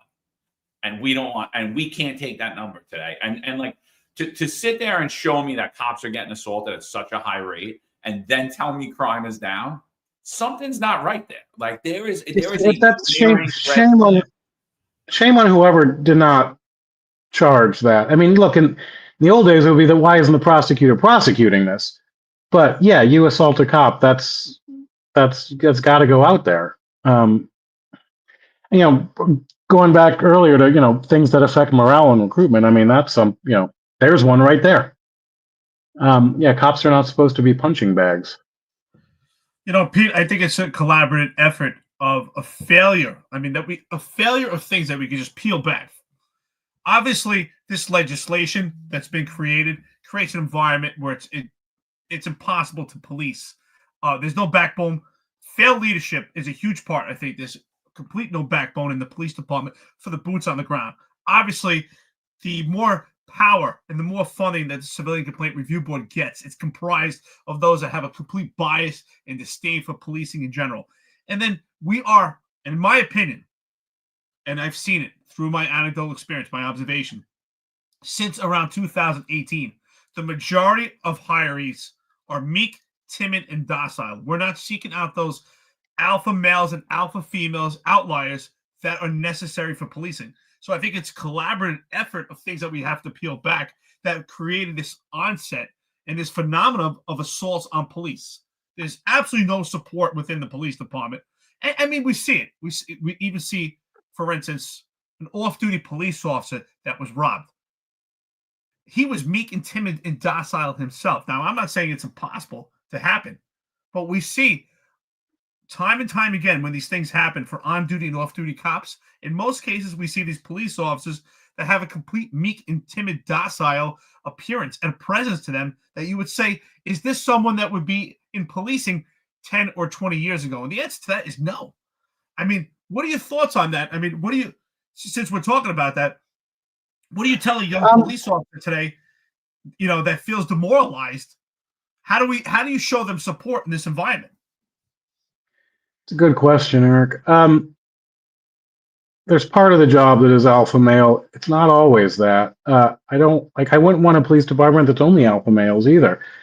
Look, I spoke softly and carried a big stick. I mean, literally, right? I never had to strike anybody with it, but I had it all the time. I wanted people to think I was a bit brutal and a bit crazy because I didn't want to be challenged. And I'm kind of a big guy naturally. All right, it worked for me. Other people have different skill sets. In that sense, I think diversity is good because we also all know that you handle some. I still hesitate to. I can't say you handle a job because it wasn't how I was raised. You handle a call. I know it's different in different cities. But okay, you handle your job and everything's calm. It's some domestic situation. Somehow you manage that no one said the magic word and you don't even have to fill out a form. Everything's cool. No one's hurt. And then some guy shows up. Oh, there's John Macari. And suddenly all hell breaks loose. And that's the alpha male. That's the downside of the alpha male. And of course, I'm joking about John. But so you want good cops. Some are going to. So you want good cops. Some are going to be tougher than others. Some are going to be better talkers. Oh, am I freezing up on you here? Or can you hear me? You're good. Okay. I think some of it may just be a generational thing. But it's the whole set. I mean, look, we were trained professionally in Baltimore. But at some point, there were lines you didn't cross. And if you crossed that line, I was going to whack you. And you didn't cross that line, luckily. And I say whack you, I mean it legally. Use of force. So that idea that, to half put on a professor hat, there's an old academic long gone in the 70s, Egon Bittner. He defined police by the capacity to use force. If you don't need to use force or the possibility of it, then you don't need cops. So it's always there, right? It doesn't come out in every call. There is a meekness, and I don't know if, look, when you say alpha male, I think cowboy, and so I cringe a little bit. I want someone that is assertive. I want someone that is confident. I want someone that is not afraid to use force. I certainly want someone who isn't going to freeze when the shit hits the fan. But I don't know. That comes in all different kinds of personalities, even, I would say. I disagree in a sense that I don't believe the word alpha actually correlates to aggressive. And when I mean alpha, sometimes I mean just the appearance of an alpha male and an alpha female, the presence alone. I think if your presence and your mindset is there because you're training, you're physically fit, your mindset is sharp, I do believe that presence resonates. I don't necessarily mean that an alpha male or alpha female is an extrovert and they're the loud one and aggressive. I believe that's reckless. I don't think that makes them an alpha male. A lot of times I find the people that are loud and aggressive are meek and they're meek and timid, and that's why they're loud and aggressive to compensate. So I believe in stoicism actually, and I believe that's part of alpha male and alpha female. So that's my opinion. I don't believe in necessarily it's correlated to reckless cowboy. So just my opinion. So can you be an alpha female then? And that's by your definition of alpha? Absolutely. We talk about it all the time. Bring masculinity back, and we don't mean just males. We mean. I don't think I ever quite understood what you meant when you were talking about that stuff. Okay. Listen, guys, I got to break a little news here. You guys are having a great conversation, but I've been distracted because I've been reading this, and I'm like, my mind's blown away. So there we go. Former interim police commissioner Tom Donlin files lawsuit against Eric Adams. The whole, the Crumbs team, Kaz Daughtry, Tony Kinsella, basically everyone in the upper echelon, and he's alleging that Eric Adams ran New York City like a criminal enterprise. I'm glad. Get out of here! No way! Come on. So, what are the other juicy details? Oh, as Jack Maple might say, "Oh, this is juicy, John. This is juicy. It's delicious." So I'm gonna I haven't got time to analyze it, but Tariq Shepard's named in it, Paul Saraceno, Anthony Marino, Michael Gerber, Jeff Madry, Tony Kinsella, Eric Adams. So he's John Skoll is representing him. I'm gonna pull the lawsuit and pull a summary of it. But Joe Anuta just broke this. He said former interim police commissioner Tom Donlin has filed a lawsuit accusing Adams and his top deputies of running the NYPD as a criminal enterprise. Stay tuned for details. So this is just coming out. So that's the preliminary that I got on it. But while that's there, I got a question for you. It's related to this. What do you think about the inconsistency in police commissioners that we've seen under Adams? Has that affected policing in New York City? Is it or is this normal procedure? No, of course it's not normal. One of the things I point out in Back from the Brink is the last big, there used to be this idea that it's going to be a huge corruption scandal every 20 years. A couple broke in the mid-90s that had been percolating for a while, Dirty 30 and that kind of stuff. And then, along with crime going down and complaints against cops going down and incarceration going down, everything was trending in the right direction. There was less corruption. There was, still cops get fired and do stupid shit. But the idea that if you have a group of cops acting as a criminal gang, NYPD has avoided that for decades. And then suddenly at the top, you get Philip Banks. You get Caban and his twin brother. I know you talked about it a lot. I tell people, it's amazing. It's not that it hasn't been reported. No one knows about that. You got an identical twin brother seemingly shaking down nightclubs and getting saluted in police stations with a police detail. That should be the scandal of the century, and no one outside of our world even knows it. The fish rots from the head. It's hard as hell to tell cops to be honest when the leadership is so obviously corrupt. The cops I know are usually like a step below that, and it's tough for them because they know the game is rigged now, and all you can say is kind of wait it out till it's no longer rigged. But yeah, it was weird for me because I had never seen this is how it starts. Look at that. They're crooks running this organization. I actually was surprised that he appointed Tish, because she does seem clean, right? She comes from a rich family. She has independence in that way. I know you got your issues with her, but whatever. She's okay. I think she's doing a good job, especially compared to the few that came before her. Yeah, I think she's a great manager, by the way. I never knocked her for that. My knock on her is that she's Keechant Sewell re-envisioned, is that we don't know who she is because clearly Adams still has a hold over the department. But as far as management style, messaging out of the department, it's night and day compared to what we have. So I'll never discredit her on that. Okay, so it's 2/3 of the Adams cronies are gone. 2 remain or 3 remain. Yes, hopefully they'll be out of there. But that's the NYPD can recover from this. But look, the shame is Adams. Except for what he's done to the NYPD, I don't think he's been a horrible mayor. But that's a big except. That's an except for that, Mrs. Lincoln. How do you enjoy the show kind of thing? He was very close to being in my book. I met him, I think, in 2015 at some radio show. I assume it was after the Baltimore riots. I can't imagine why else we'd both be there. And I said, "Oh, I'm writing this book," and I said, "Can I interview you?" And he said, "Sure." And I, arranged it with his people, and then it got postponed. And he was a busy man. He was Brooklyn Borough president, and got postponed again. And I said, fuck it. What do I need him for? I can interview other people. But it kind of would be funny if he were in my book now talking about stuff. But I remember he didn't particularly impress me in person. No, you said, I don't agree, but I always respect opinions. Opposition meets opportunity. You said that overall you think he's doing a good job as a mayor, other than the NYPD. And the NYPD is It's a huge part of it. It's a huge part, right? He said the key to prosperity is safety. That's his number one thing, and it's a complete failure. So I don't even know how we could say, it's good. But I'm just curious, right? So John and I talk about this quite often, right? Talk about morale. We talked about it now, pretty much how young cops feel demoralized. What does this do to morale right now also? Do you believe it causes any confusion, or do you think it's not a big deal? Especially right now, we have Eric Adams, who was indicted, right? Yes, you're innocent until proven guilty. You have a right to due process. But I've read the indictment. I don't know if you have. It's pretty damning. It's overwhelming.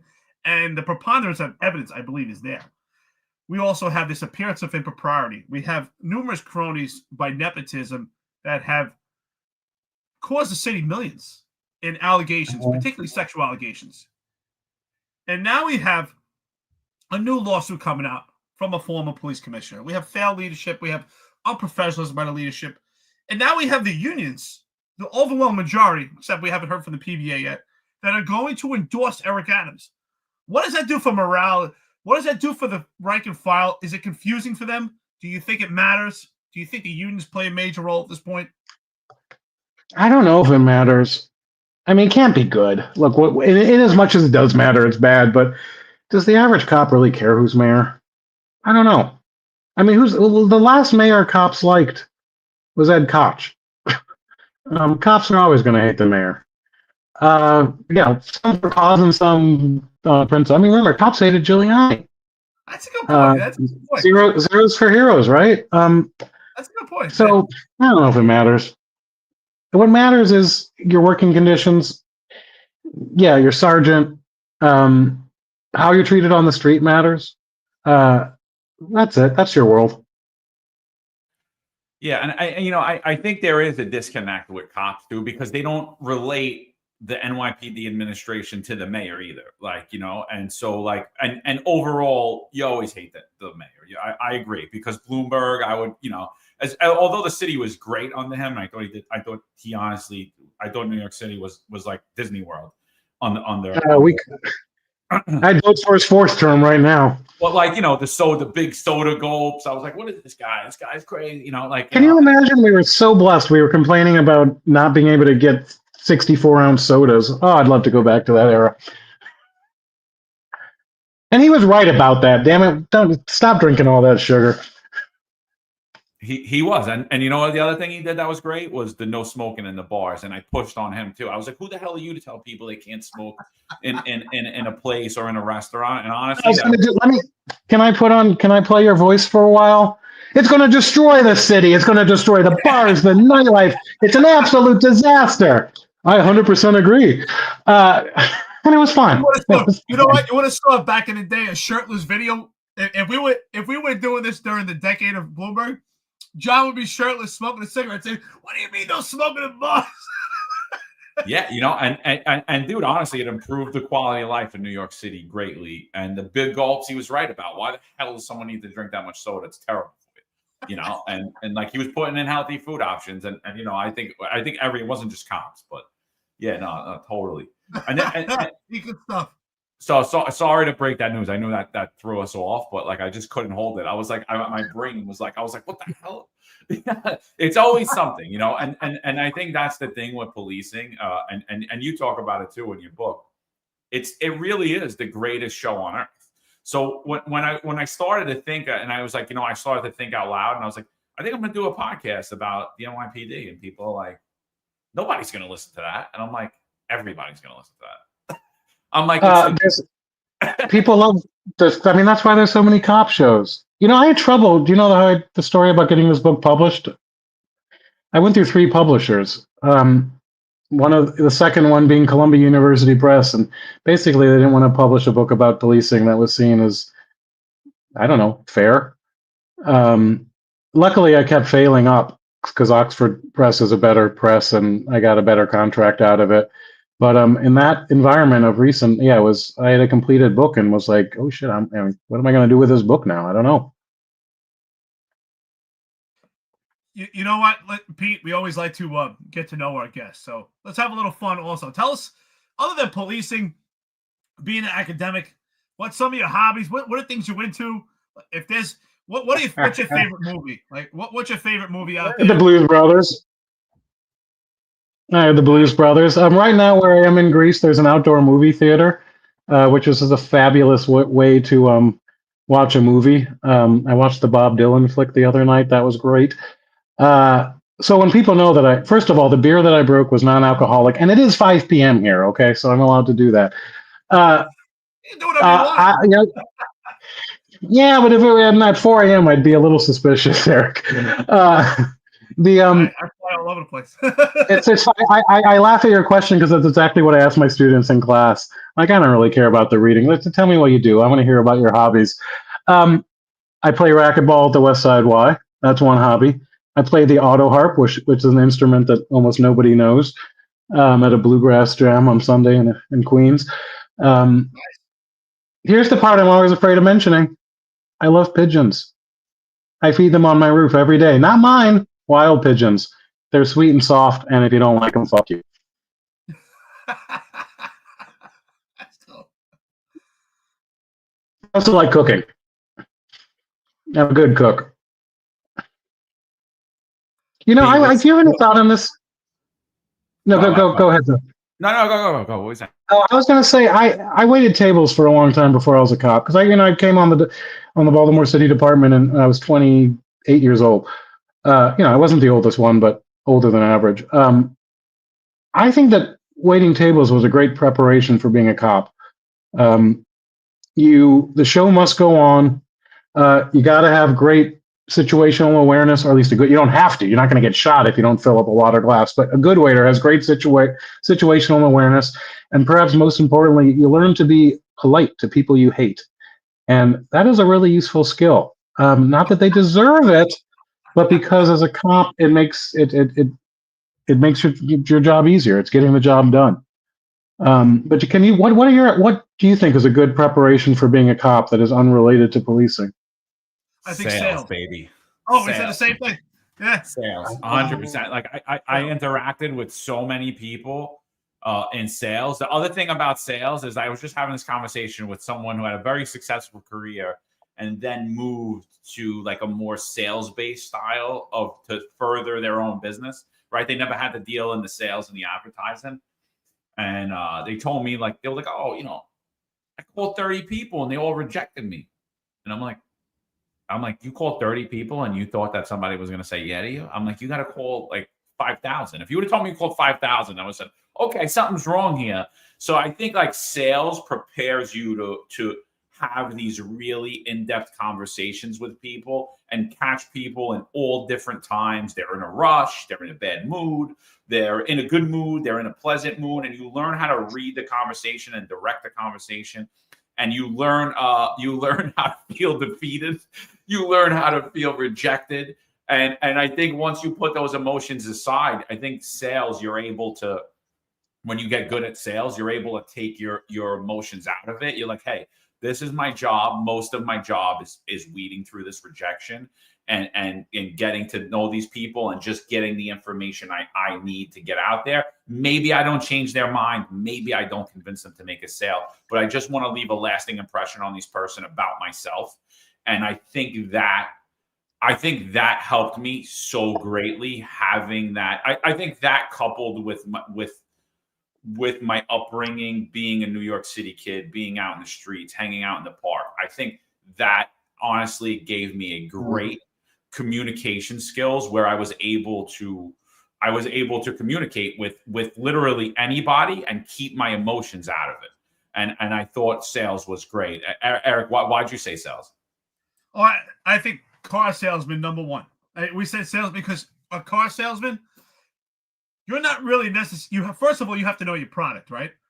But a good car salesman doesn't really try to sell you the car, the product, because it's a good car. They make you believe that you need that car. And I think that's the beauty, like, being a cop or my early days, responding to domestics and things like that.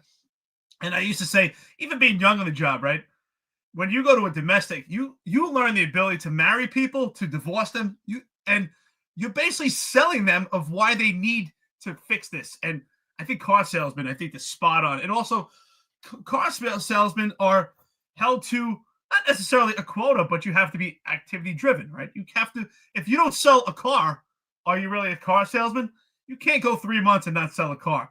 And that was my analogy I've used before. I've gotten some opposition for it. That if you work for 3 months in the streets of New York City doing intrusive police work and you don't make any arrests, are you really a cop? No, I don't believe so. Not necessarily. I mean, 3 months in New York City, if you're out there every day doing intrusive police work, it's kind of hard to not make an arrest. It will come to you, even if you're not looking for it. So, I made more arrests than Eric Adams did, I'm pretty sure. Did you know some back from the Brink when Gary Ross came up? Bratton and Maple were big fans of that movie in sales. And I thought that was interesting that they kept talking about that. One thing about sales is when you're doing, is that what you did with car sales? I wasn't in car sales. I was a recruiter. And I sold other stuff. When I was young, I sold suits, and I think that helped me too. It could help convince people you need the suit.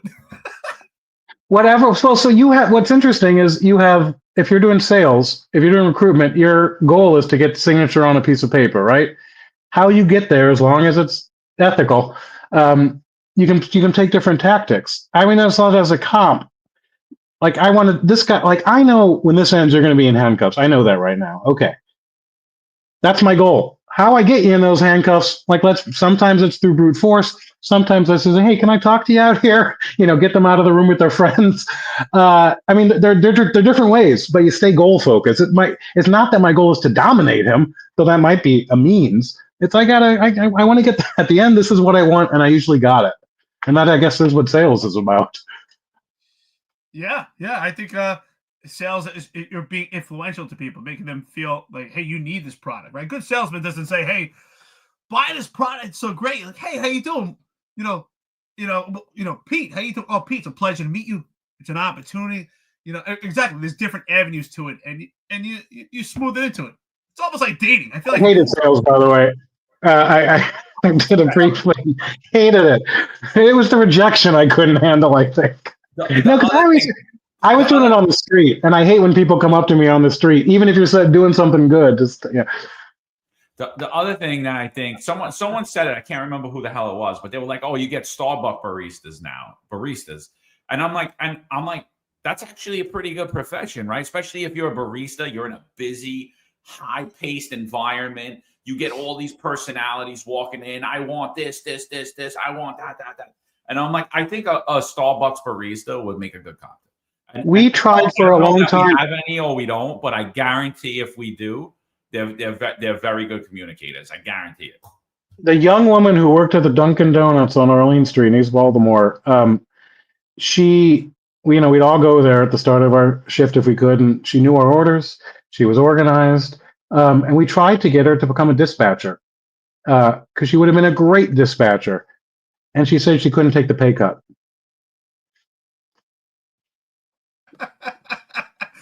Rob Lucash finds Unfiltered family. I think this is hilarious. He says, "Sir, you need to be arrested. Try these bracelets." Sold. No, it is hysterical. There's a lot of, and what's interesting about this, because it works, I believe, in the reverse sense. I find a lot of guys sometimes they don't retire out of fear. They're like, well, what am I going to do? I'm like, you have so many skills that translate to other professions in retirement. You have the ability to be influential to people. You know how to talk to them. You understand. You make great observations, critical analysis. So there's so many tools that you utilize as a police officer that do translate to other professions on retirement also, right? These tools you learn on different various employments or professions translate to police work, and then police work translates to them also. But Eric, here's a weird argument for a college requirement for police recruits, and it's not related to policing. It's one day you're going to retire, and if you don't have a college degree and you're 50 years old and you have one job on your resume, it's tough to get a job. So it's good for cops to have that college at that stage because, you don't want to just sit on your ass for the rest of your life, right? No, what I noticed about a lot of the bigger chiefs too, they kind of just stumbled into college too. It wasn't like there was a lot of that, and it helped them not only in their career but afterwards. And definitely check out Back to the Brink because it really is like I love NYPD history. I've been reading NYPD history for a while now. I unfortunately didn't get to do it when I was on the job, so like all this stuff I'm learning now. And it's like, it brings me back. I'm like, oh, that's why that guy was like that. Oh, that's who that guy was, And so Back to the Brink. Back from the Brink. Let me just get the title right, John. What is it? Because it's important to me. Back from the Brink. Oh, Back from the Brink. But it really hones in on the individuals, which their perspective of it, it's really unique, dude. It was really cool to hear. It really was. Thank you for saying that. I really do appreciate it. I got a nice compliment from Bill Bratton. So he was kind enough. He's in the book. I mean, of course, I interviewed him a few times. He's a tough interview, by the way, because he's so polished. It's hard to crack through that veneer. There's one line I like in it because it's not typically Bratton, which he said. I was like, "Come on, what's the special sauce, man? People say you're a good leader. Let's cut the bullshit." And he goes, "I want a big tent. I want everyone in that tent so people aren't on the outside pissing on it," which I thought was a good line. But he left a message on my answering machine. Yes, I still have an answering machine. And he said, I read the book, I read The Galleys, and I learned so much about the people and organization I've known for so long.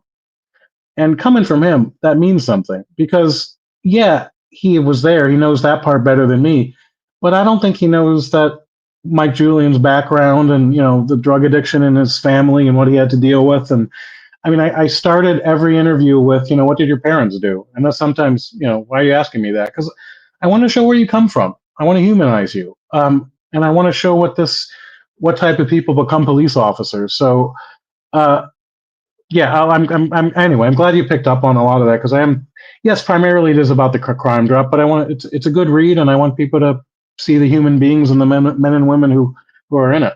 The thing that was wild to me was the layoffs. Like a lot of guys had spoken about the layoffs and how what that meant, and how like even when they got rehired, guys kept in their locker their layoff slip, like to remind them, this is what this job did to me. They let me go, and I was out of work, and the things they had to do, and the jobs they had to take.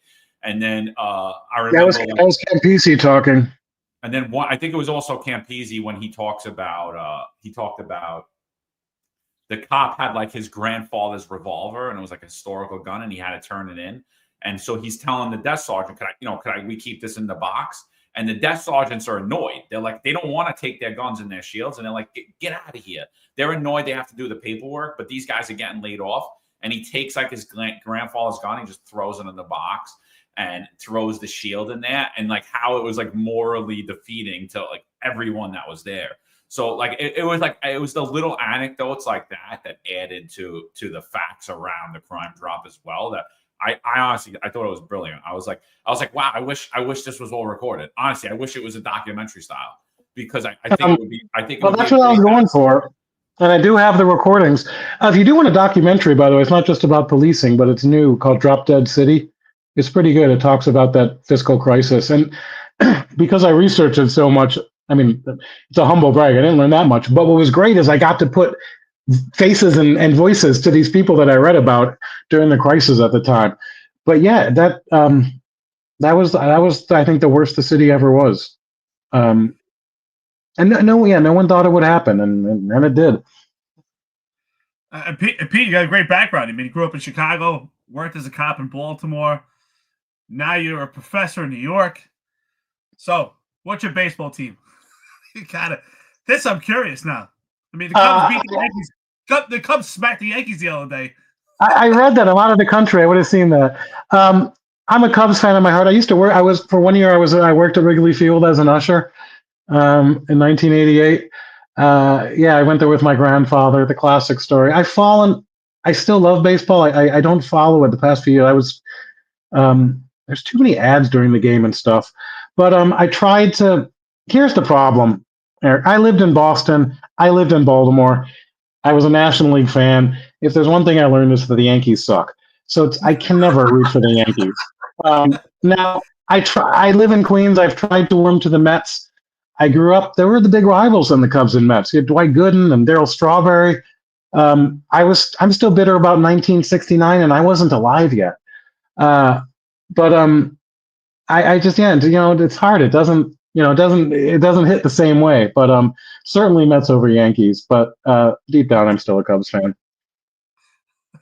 Yeah, I think they won. What it was like 6-1 the other day. They spanked them. Nice. Home. So Pete, it's almost 2 hours. I want to thank you. I always say it. We appreciate when people have stamina, willing to do the long form podcast. As in your time as a cop, what is something that's so memorable? Like what did you enjoy most about being a cop? The guys I worked with. I like the camaraderie of it. There's a bonding that goes on. I'll be honest, I got some of that in one of the restaurants I worked at. I'm still friends with people I worked at a restaurant in Cambridge, Massachusetts in the late 90s. But I wasn't going to die for them. It's a deeper bond in policing. I like drinking, hanging out and drinking after work at the dive bar, drinking $1 Natty Bows.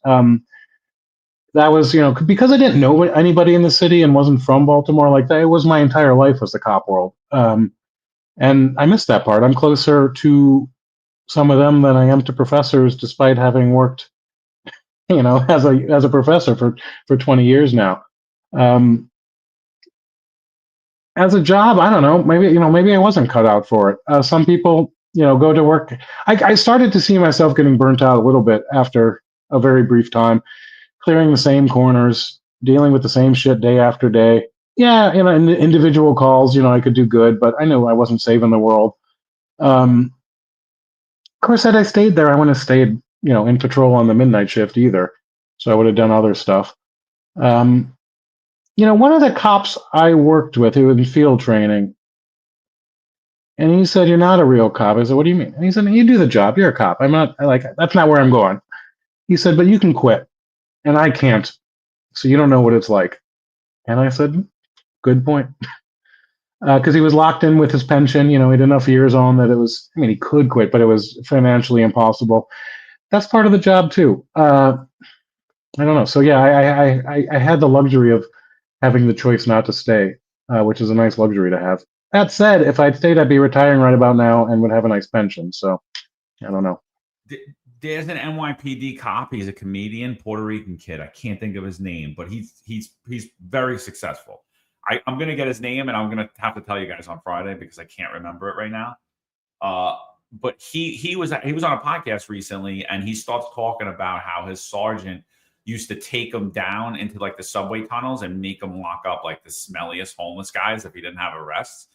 And like he was like telling a story how the guy had bugs on him and how he was like throwing up, taking the guy to jail and all this stuff. And the podcast goes, the host, "How'd you do that? Why didn't you quit?" And it was the funniest thing, and I still laugh about it now. He said, "I had an associate's degree. What the hell was I going to do?" And and I'm like, I took so much out of that because that was me. Like, I'm like, what the hell am I? Who the hell's paying me this much money? What do I do? I go out, I bully bad guys. Like, what else am I good at? Like, you know what I mean? And like, and then, like, that's like, I was like, that was so funny. So it's funny that you said that, it's funny. And, and there is what you said earlier about the greatest show on earth. Just as a human being, I'm happy to see what I saw. I would never see that stuff again. The humor you see on the street, often unintentional. But I've never laughed as much as I laughed when I was a cop. Laughed at things that, perhaps, other people would be shocked that you're laughing at. But those were good. It's funny because when I do talk, I'm not even to a few of the guys I worked with, like, look at that. Now we're talking about the good old days. You remember I told you when we were there, I said, someday you're going to look back and say, these were the good old days. It happens, but it is kind of the greatest show on earth to some extent, and you get to be on the side of good. So what are your thoughts? Before we start to wrap it up, what are your thoughts on this? Is my firm belief. Obviously, we have all this political legislation trying to abolish policing, but I also think there's a component throughout the entire country now, and probably the entire world, that we're getting this push for AI and robotics. And I think that's why a lot of these cities don't care about recruitment, because I do believe that we're moving to AI and robotics, and as not just a supplement, but to replace the human element of policing. What are your thoughts on that? The biases I have in policing is I love foot patrol or bike patrol. Like, I don't care what anybody says. You'll never convince me otherwise. I like foot and bike patrol. I also love police discretion. So that's the bad thing about body cams. It reduced that. We need the human touch. We don't want robots doing this. The idea that, we'll just put cameras, we'll do traffic enforcement. Yeah, we don't want that necessarily either. We want discretion. If Zoran does come back in his show, ask him if he wants cops to do traffic stops and calls for domestic violence. He's got to be pushed on that, because maybe he's changed his mind, but no. Look, technology is a tool. Ultimately, it's human to human interaction. No AI, no. I got it. Who knows what the future will bring? But at some point, you always need that. You need a human being that has, within the structure again of rules and laws, but also has common sense and empathy. It's Lou Anemoon. I just love it. He said every policy needs this. I don't know how you do this with AI or when you take away discretion, but you have to ask: is it legal? Is it ethical? And is it effective? I think you need a human being to be able to answer all three of those questions. And at some point, if you're going to put someone in cuffs, you need a human being that, people don't bracelet themselves. You're always going to have that point. At some point, you're going to, and I would prefer that not to be the only part of the police job. And cops don't like being called social workers. That's not why they go into it. But, the whole idea we should have social workers respond to stuff. I don't know. Maybe they do a better job. Maybe not. Truth be told, cops are pretty good social workers. Because that's what you're dealing with. You're dealing with people. So I don't. Yeah. So we're not at the point yet where I can envision how AI and other technology can replace cops. Honestly, so I don't even know really what we're talking about. I can't imagine it though. The reason why I say that, I think that numerous professions are going to be taken over by AI and robotics, and I think that a lot of policing is going to be taken over by AI and robotics. If we don't have loud voices, and we know it because we were in policing. The human element is so important, but I do think a lot of it is going to be removed. We see it now. You're going to get tickets in the mail. There's going to be a lot of robotics that are going to replace policing. That's trying. I bet AI could write a damn good burglary report.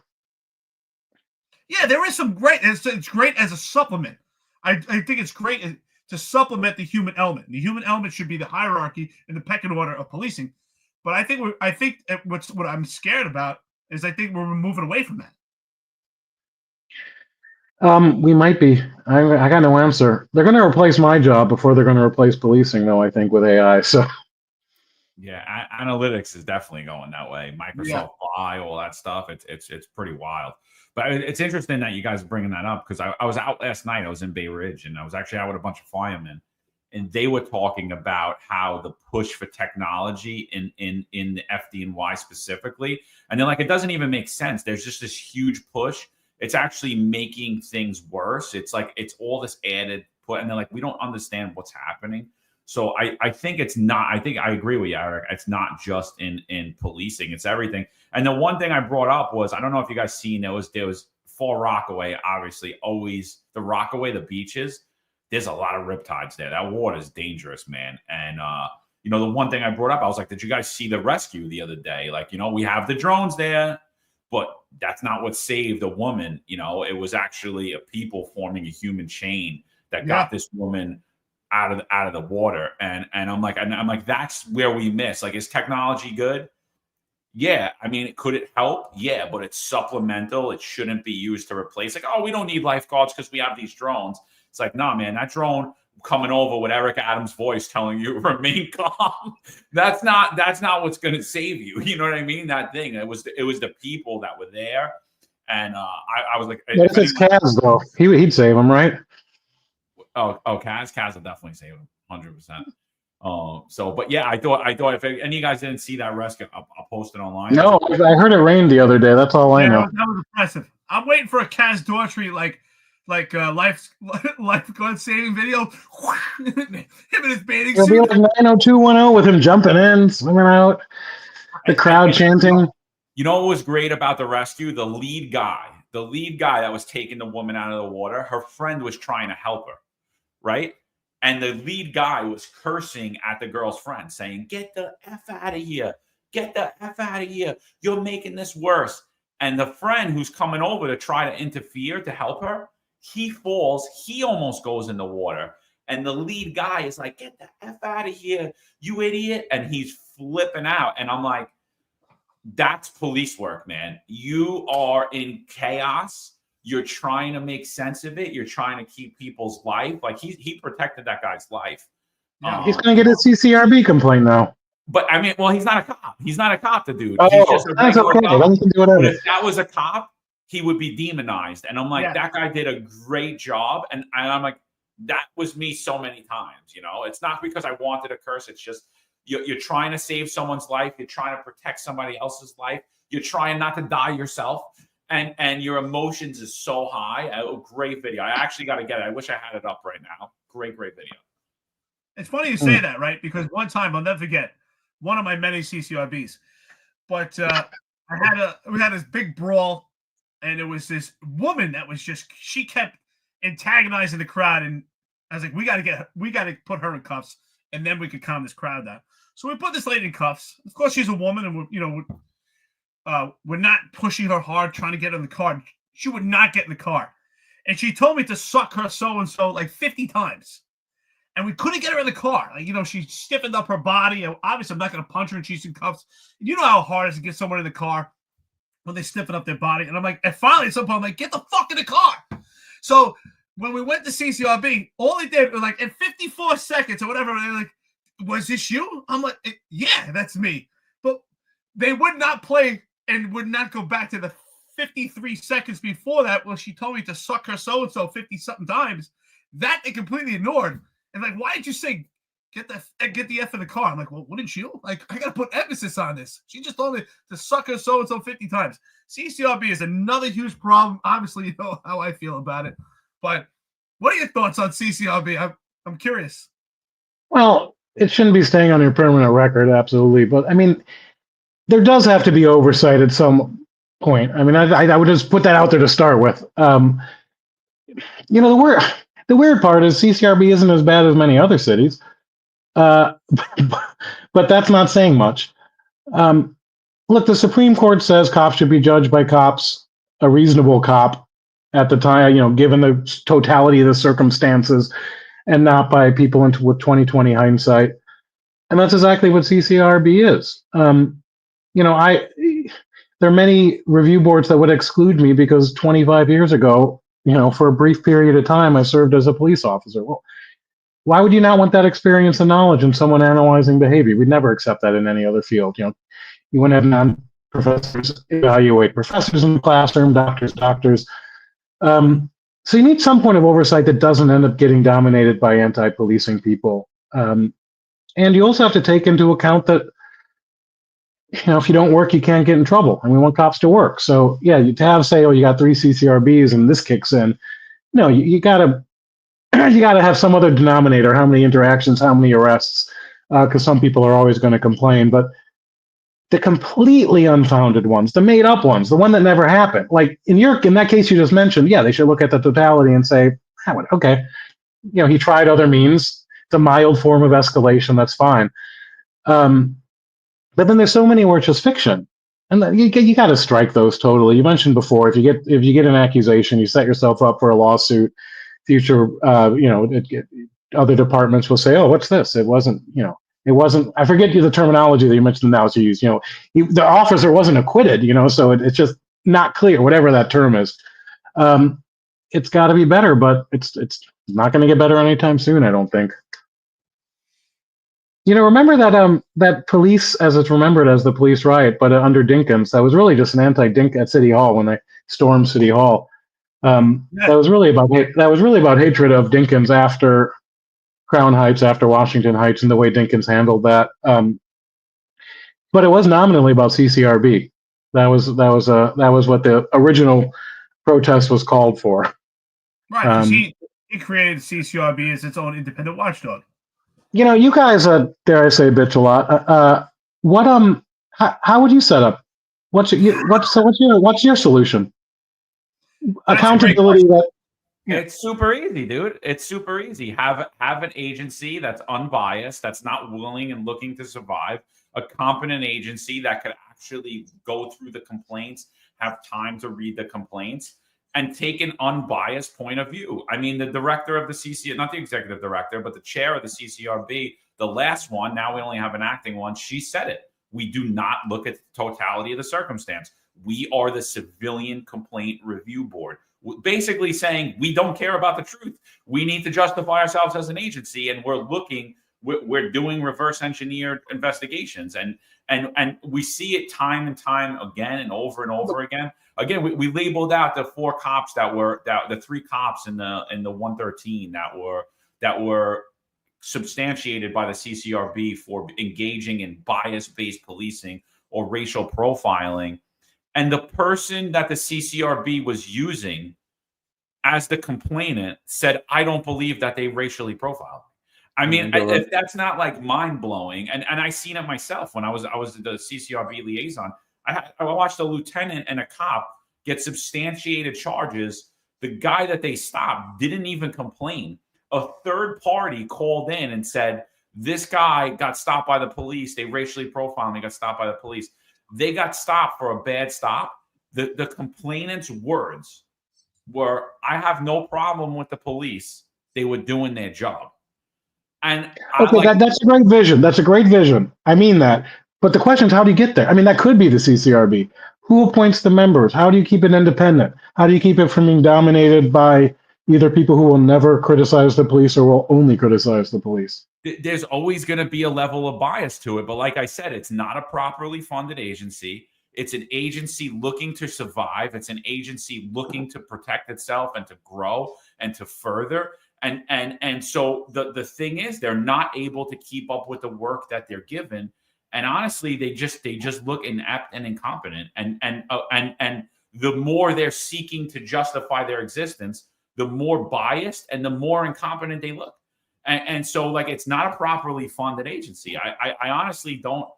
I don't think it's needed. I think if you're going to have a CCRB, fund it properly, staff it properly, and hold them accountable. Like, what do you mean you got 10,000 complaints, but you never investigated them in time in the statute of limitations?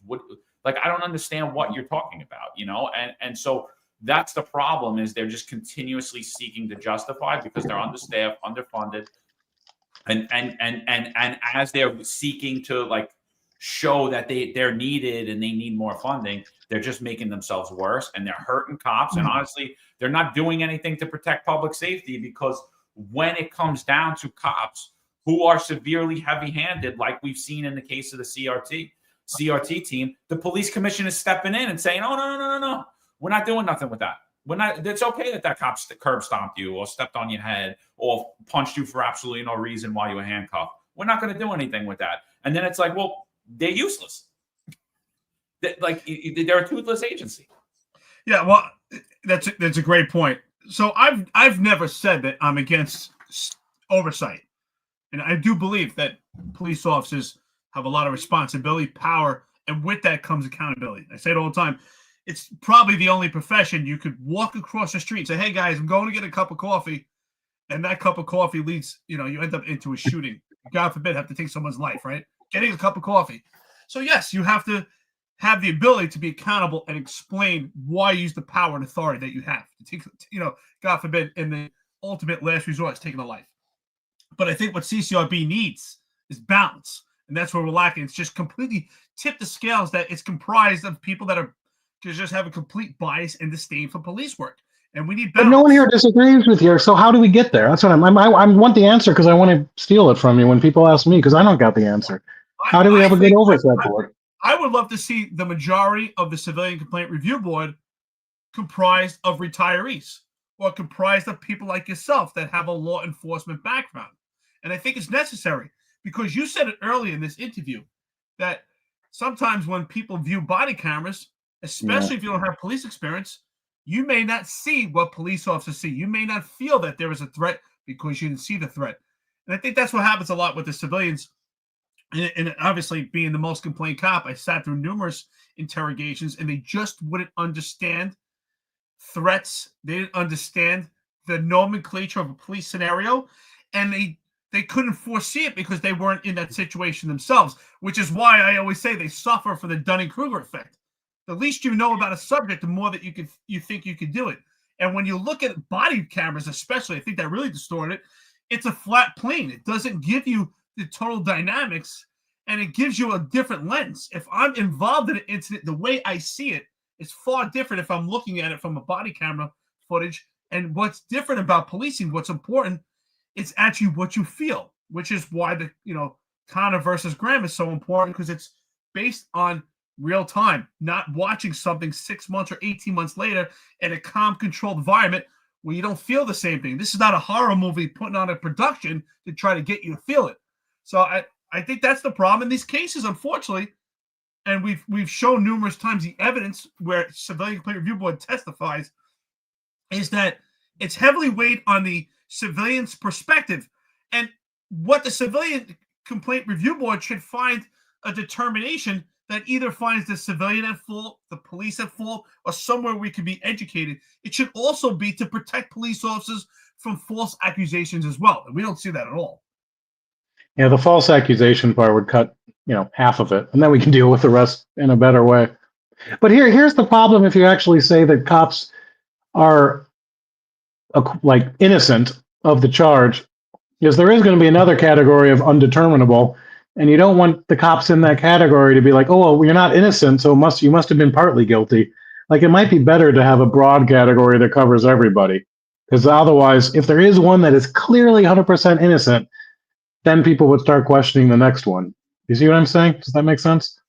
I get what you're saying, but I personally think the major issue with CCRB is this, and nobody talks about this. It's like they do not have a clearly defined role. They had a clearly defined role on what they were to investigate. They were going to investigate FADOs, right? Force, abuse of authority, discourtesy, offensive language.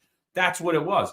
And now they've adopted all of this other stuff into it. We're going to investigate untruthful statements, which is where we're seeing that they went haywire over the last decade, they were going to prove the morality of a police officer and what's a truthful and a not truthful statement on things that aren't even relative to the things that they're investigating. So they went off the rails with that. And that was seek to gain more power and justify their existence. And now they've moved to this racial profiling unit as well. And again, it's blurring the lines of what they were there to investigate. FADO. So now they're saying we're investigating cops who engage in bias-based policing or profiling.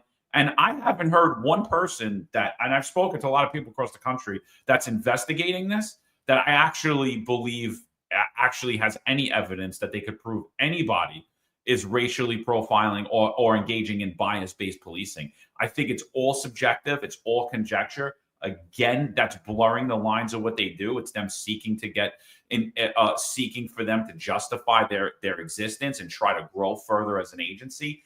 And that is what's leading to all of these bad things and them not being able to properly handle the amount of complaints they're getting and investigate them properly. And so we're seeing a lot of it because they're just going too far. And now they want the final say in discipline.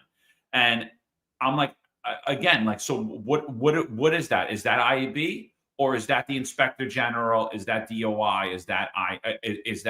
Because it doesn't sound like it's a civilian complaint review board engaging in FADO anymore. And there's so much overlap. When I was there, at some point, how about consolidate some of this?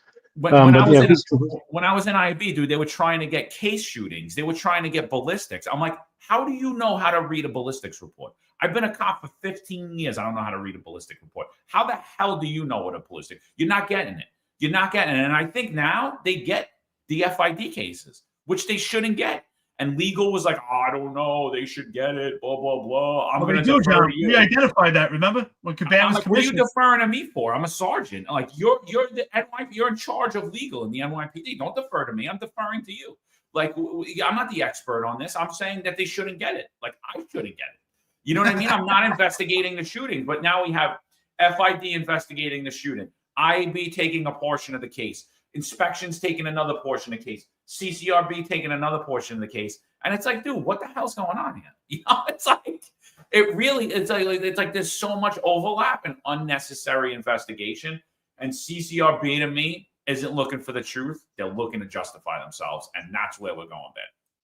Yeah, I also see it as it's kind of like this David and Goliath mentality by CCRB, where it's like, we're the little guy, we need to take down the big bad police department, and we need bigger weapons and we need more teeth, and they overcompensate.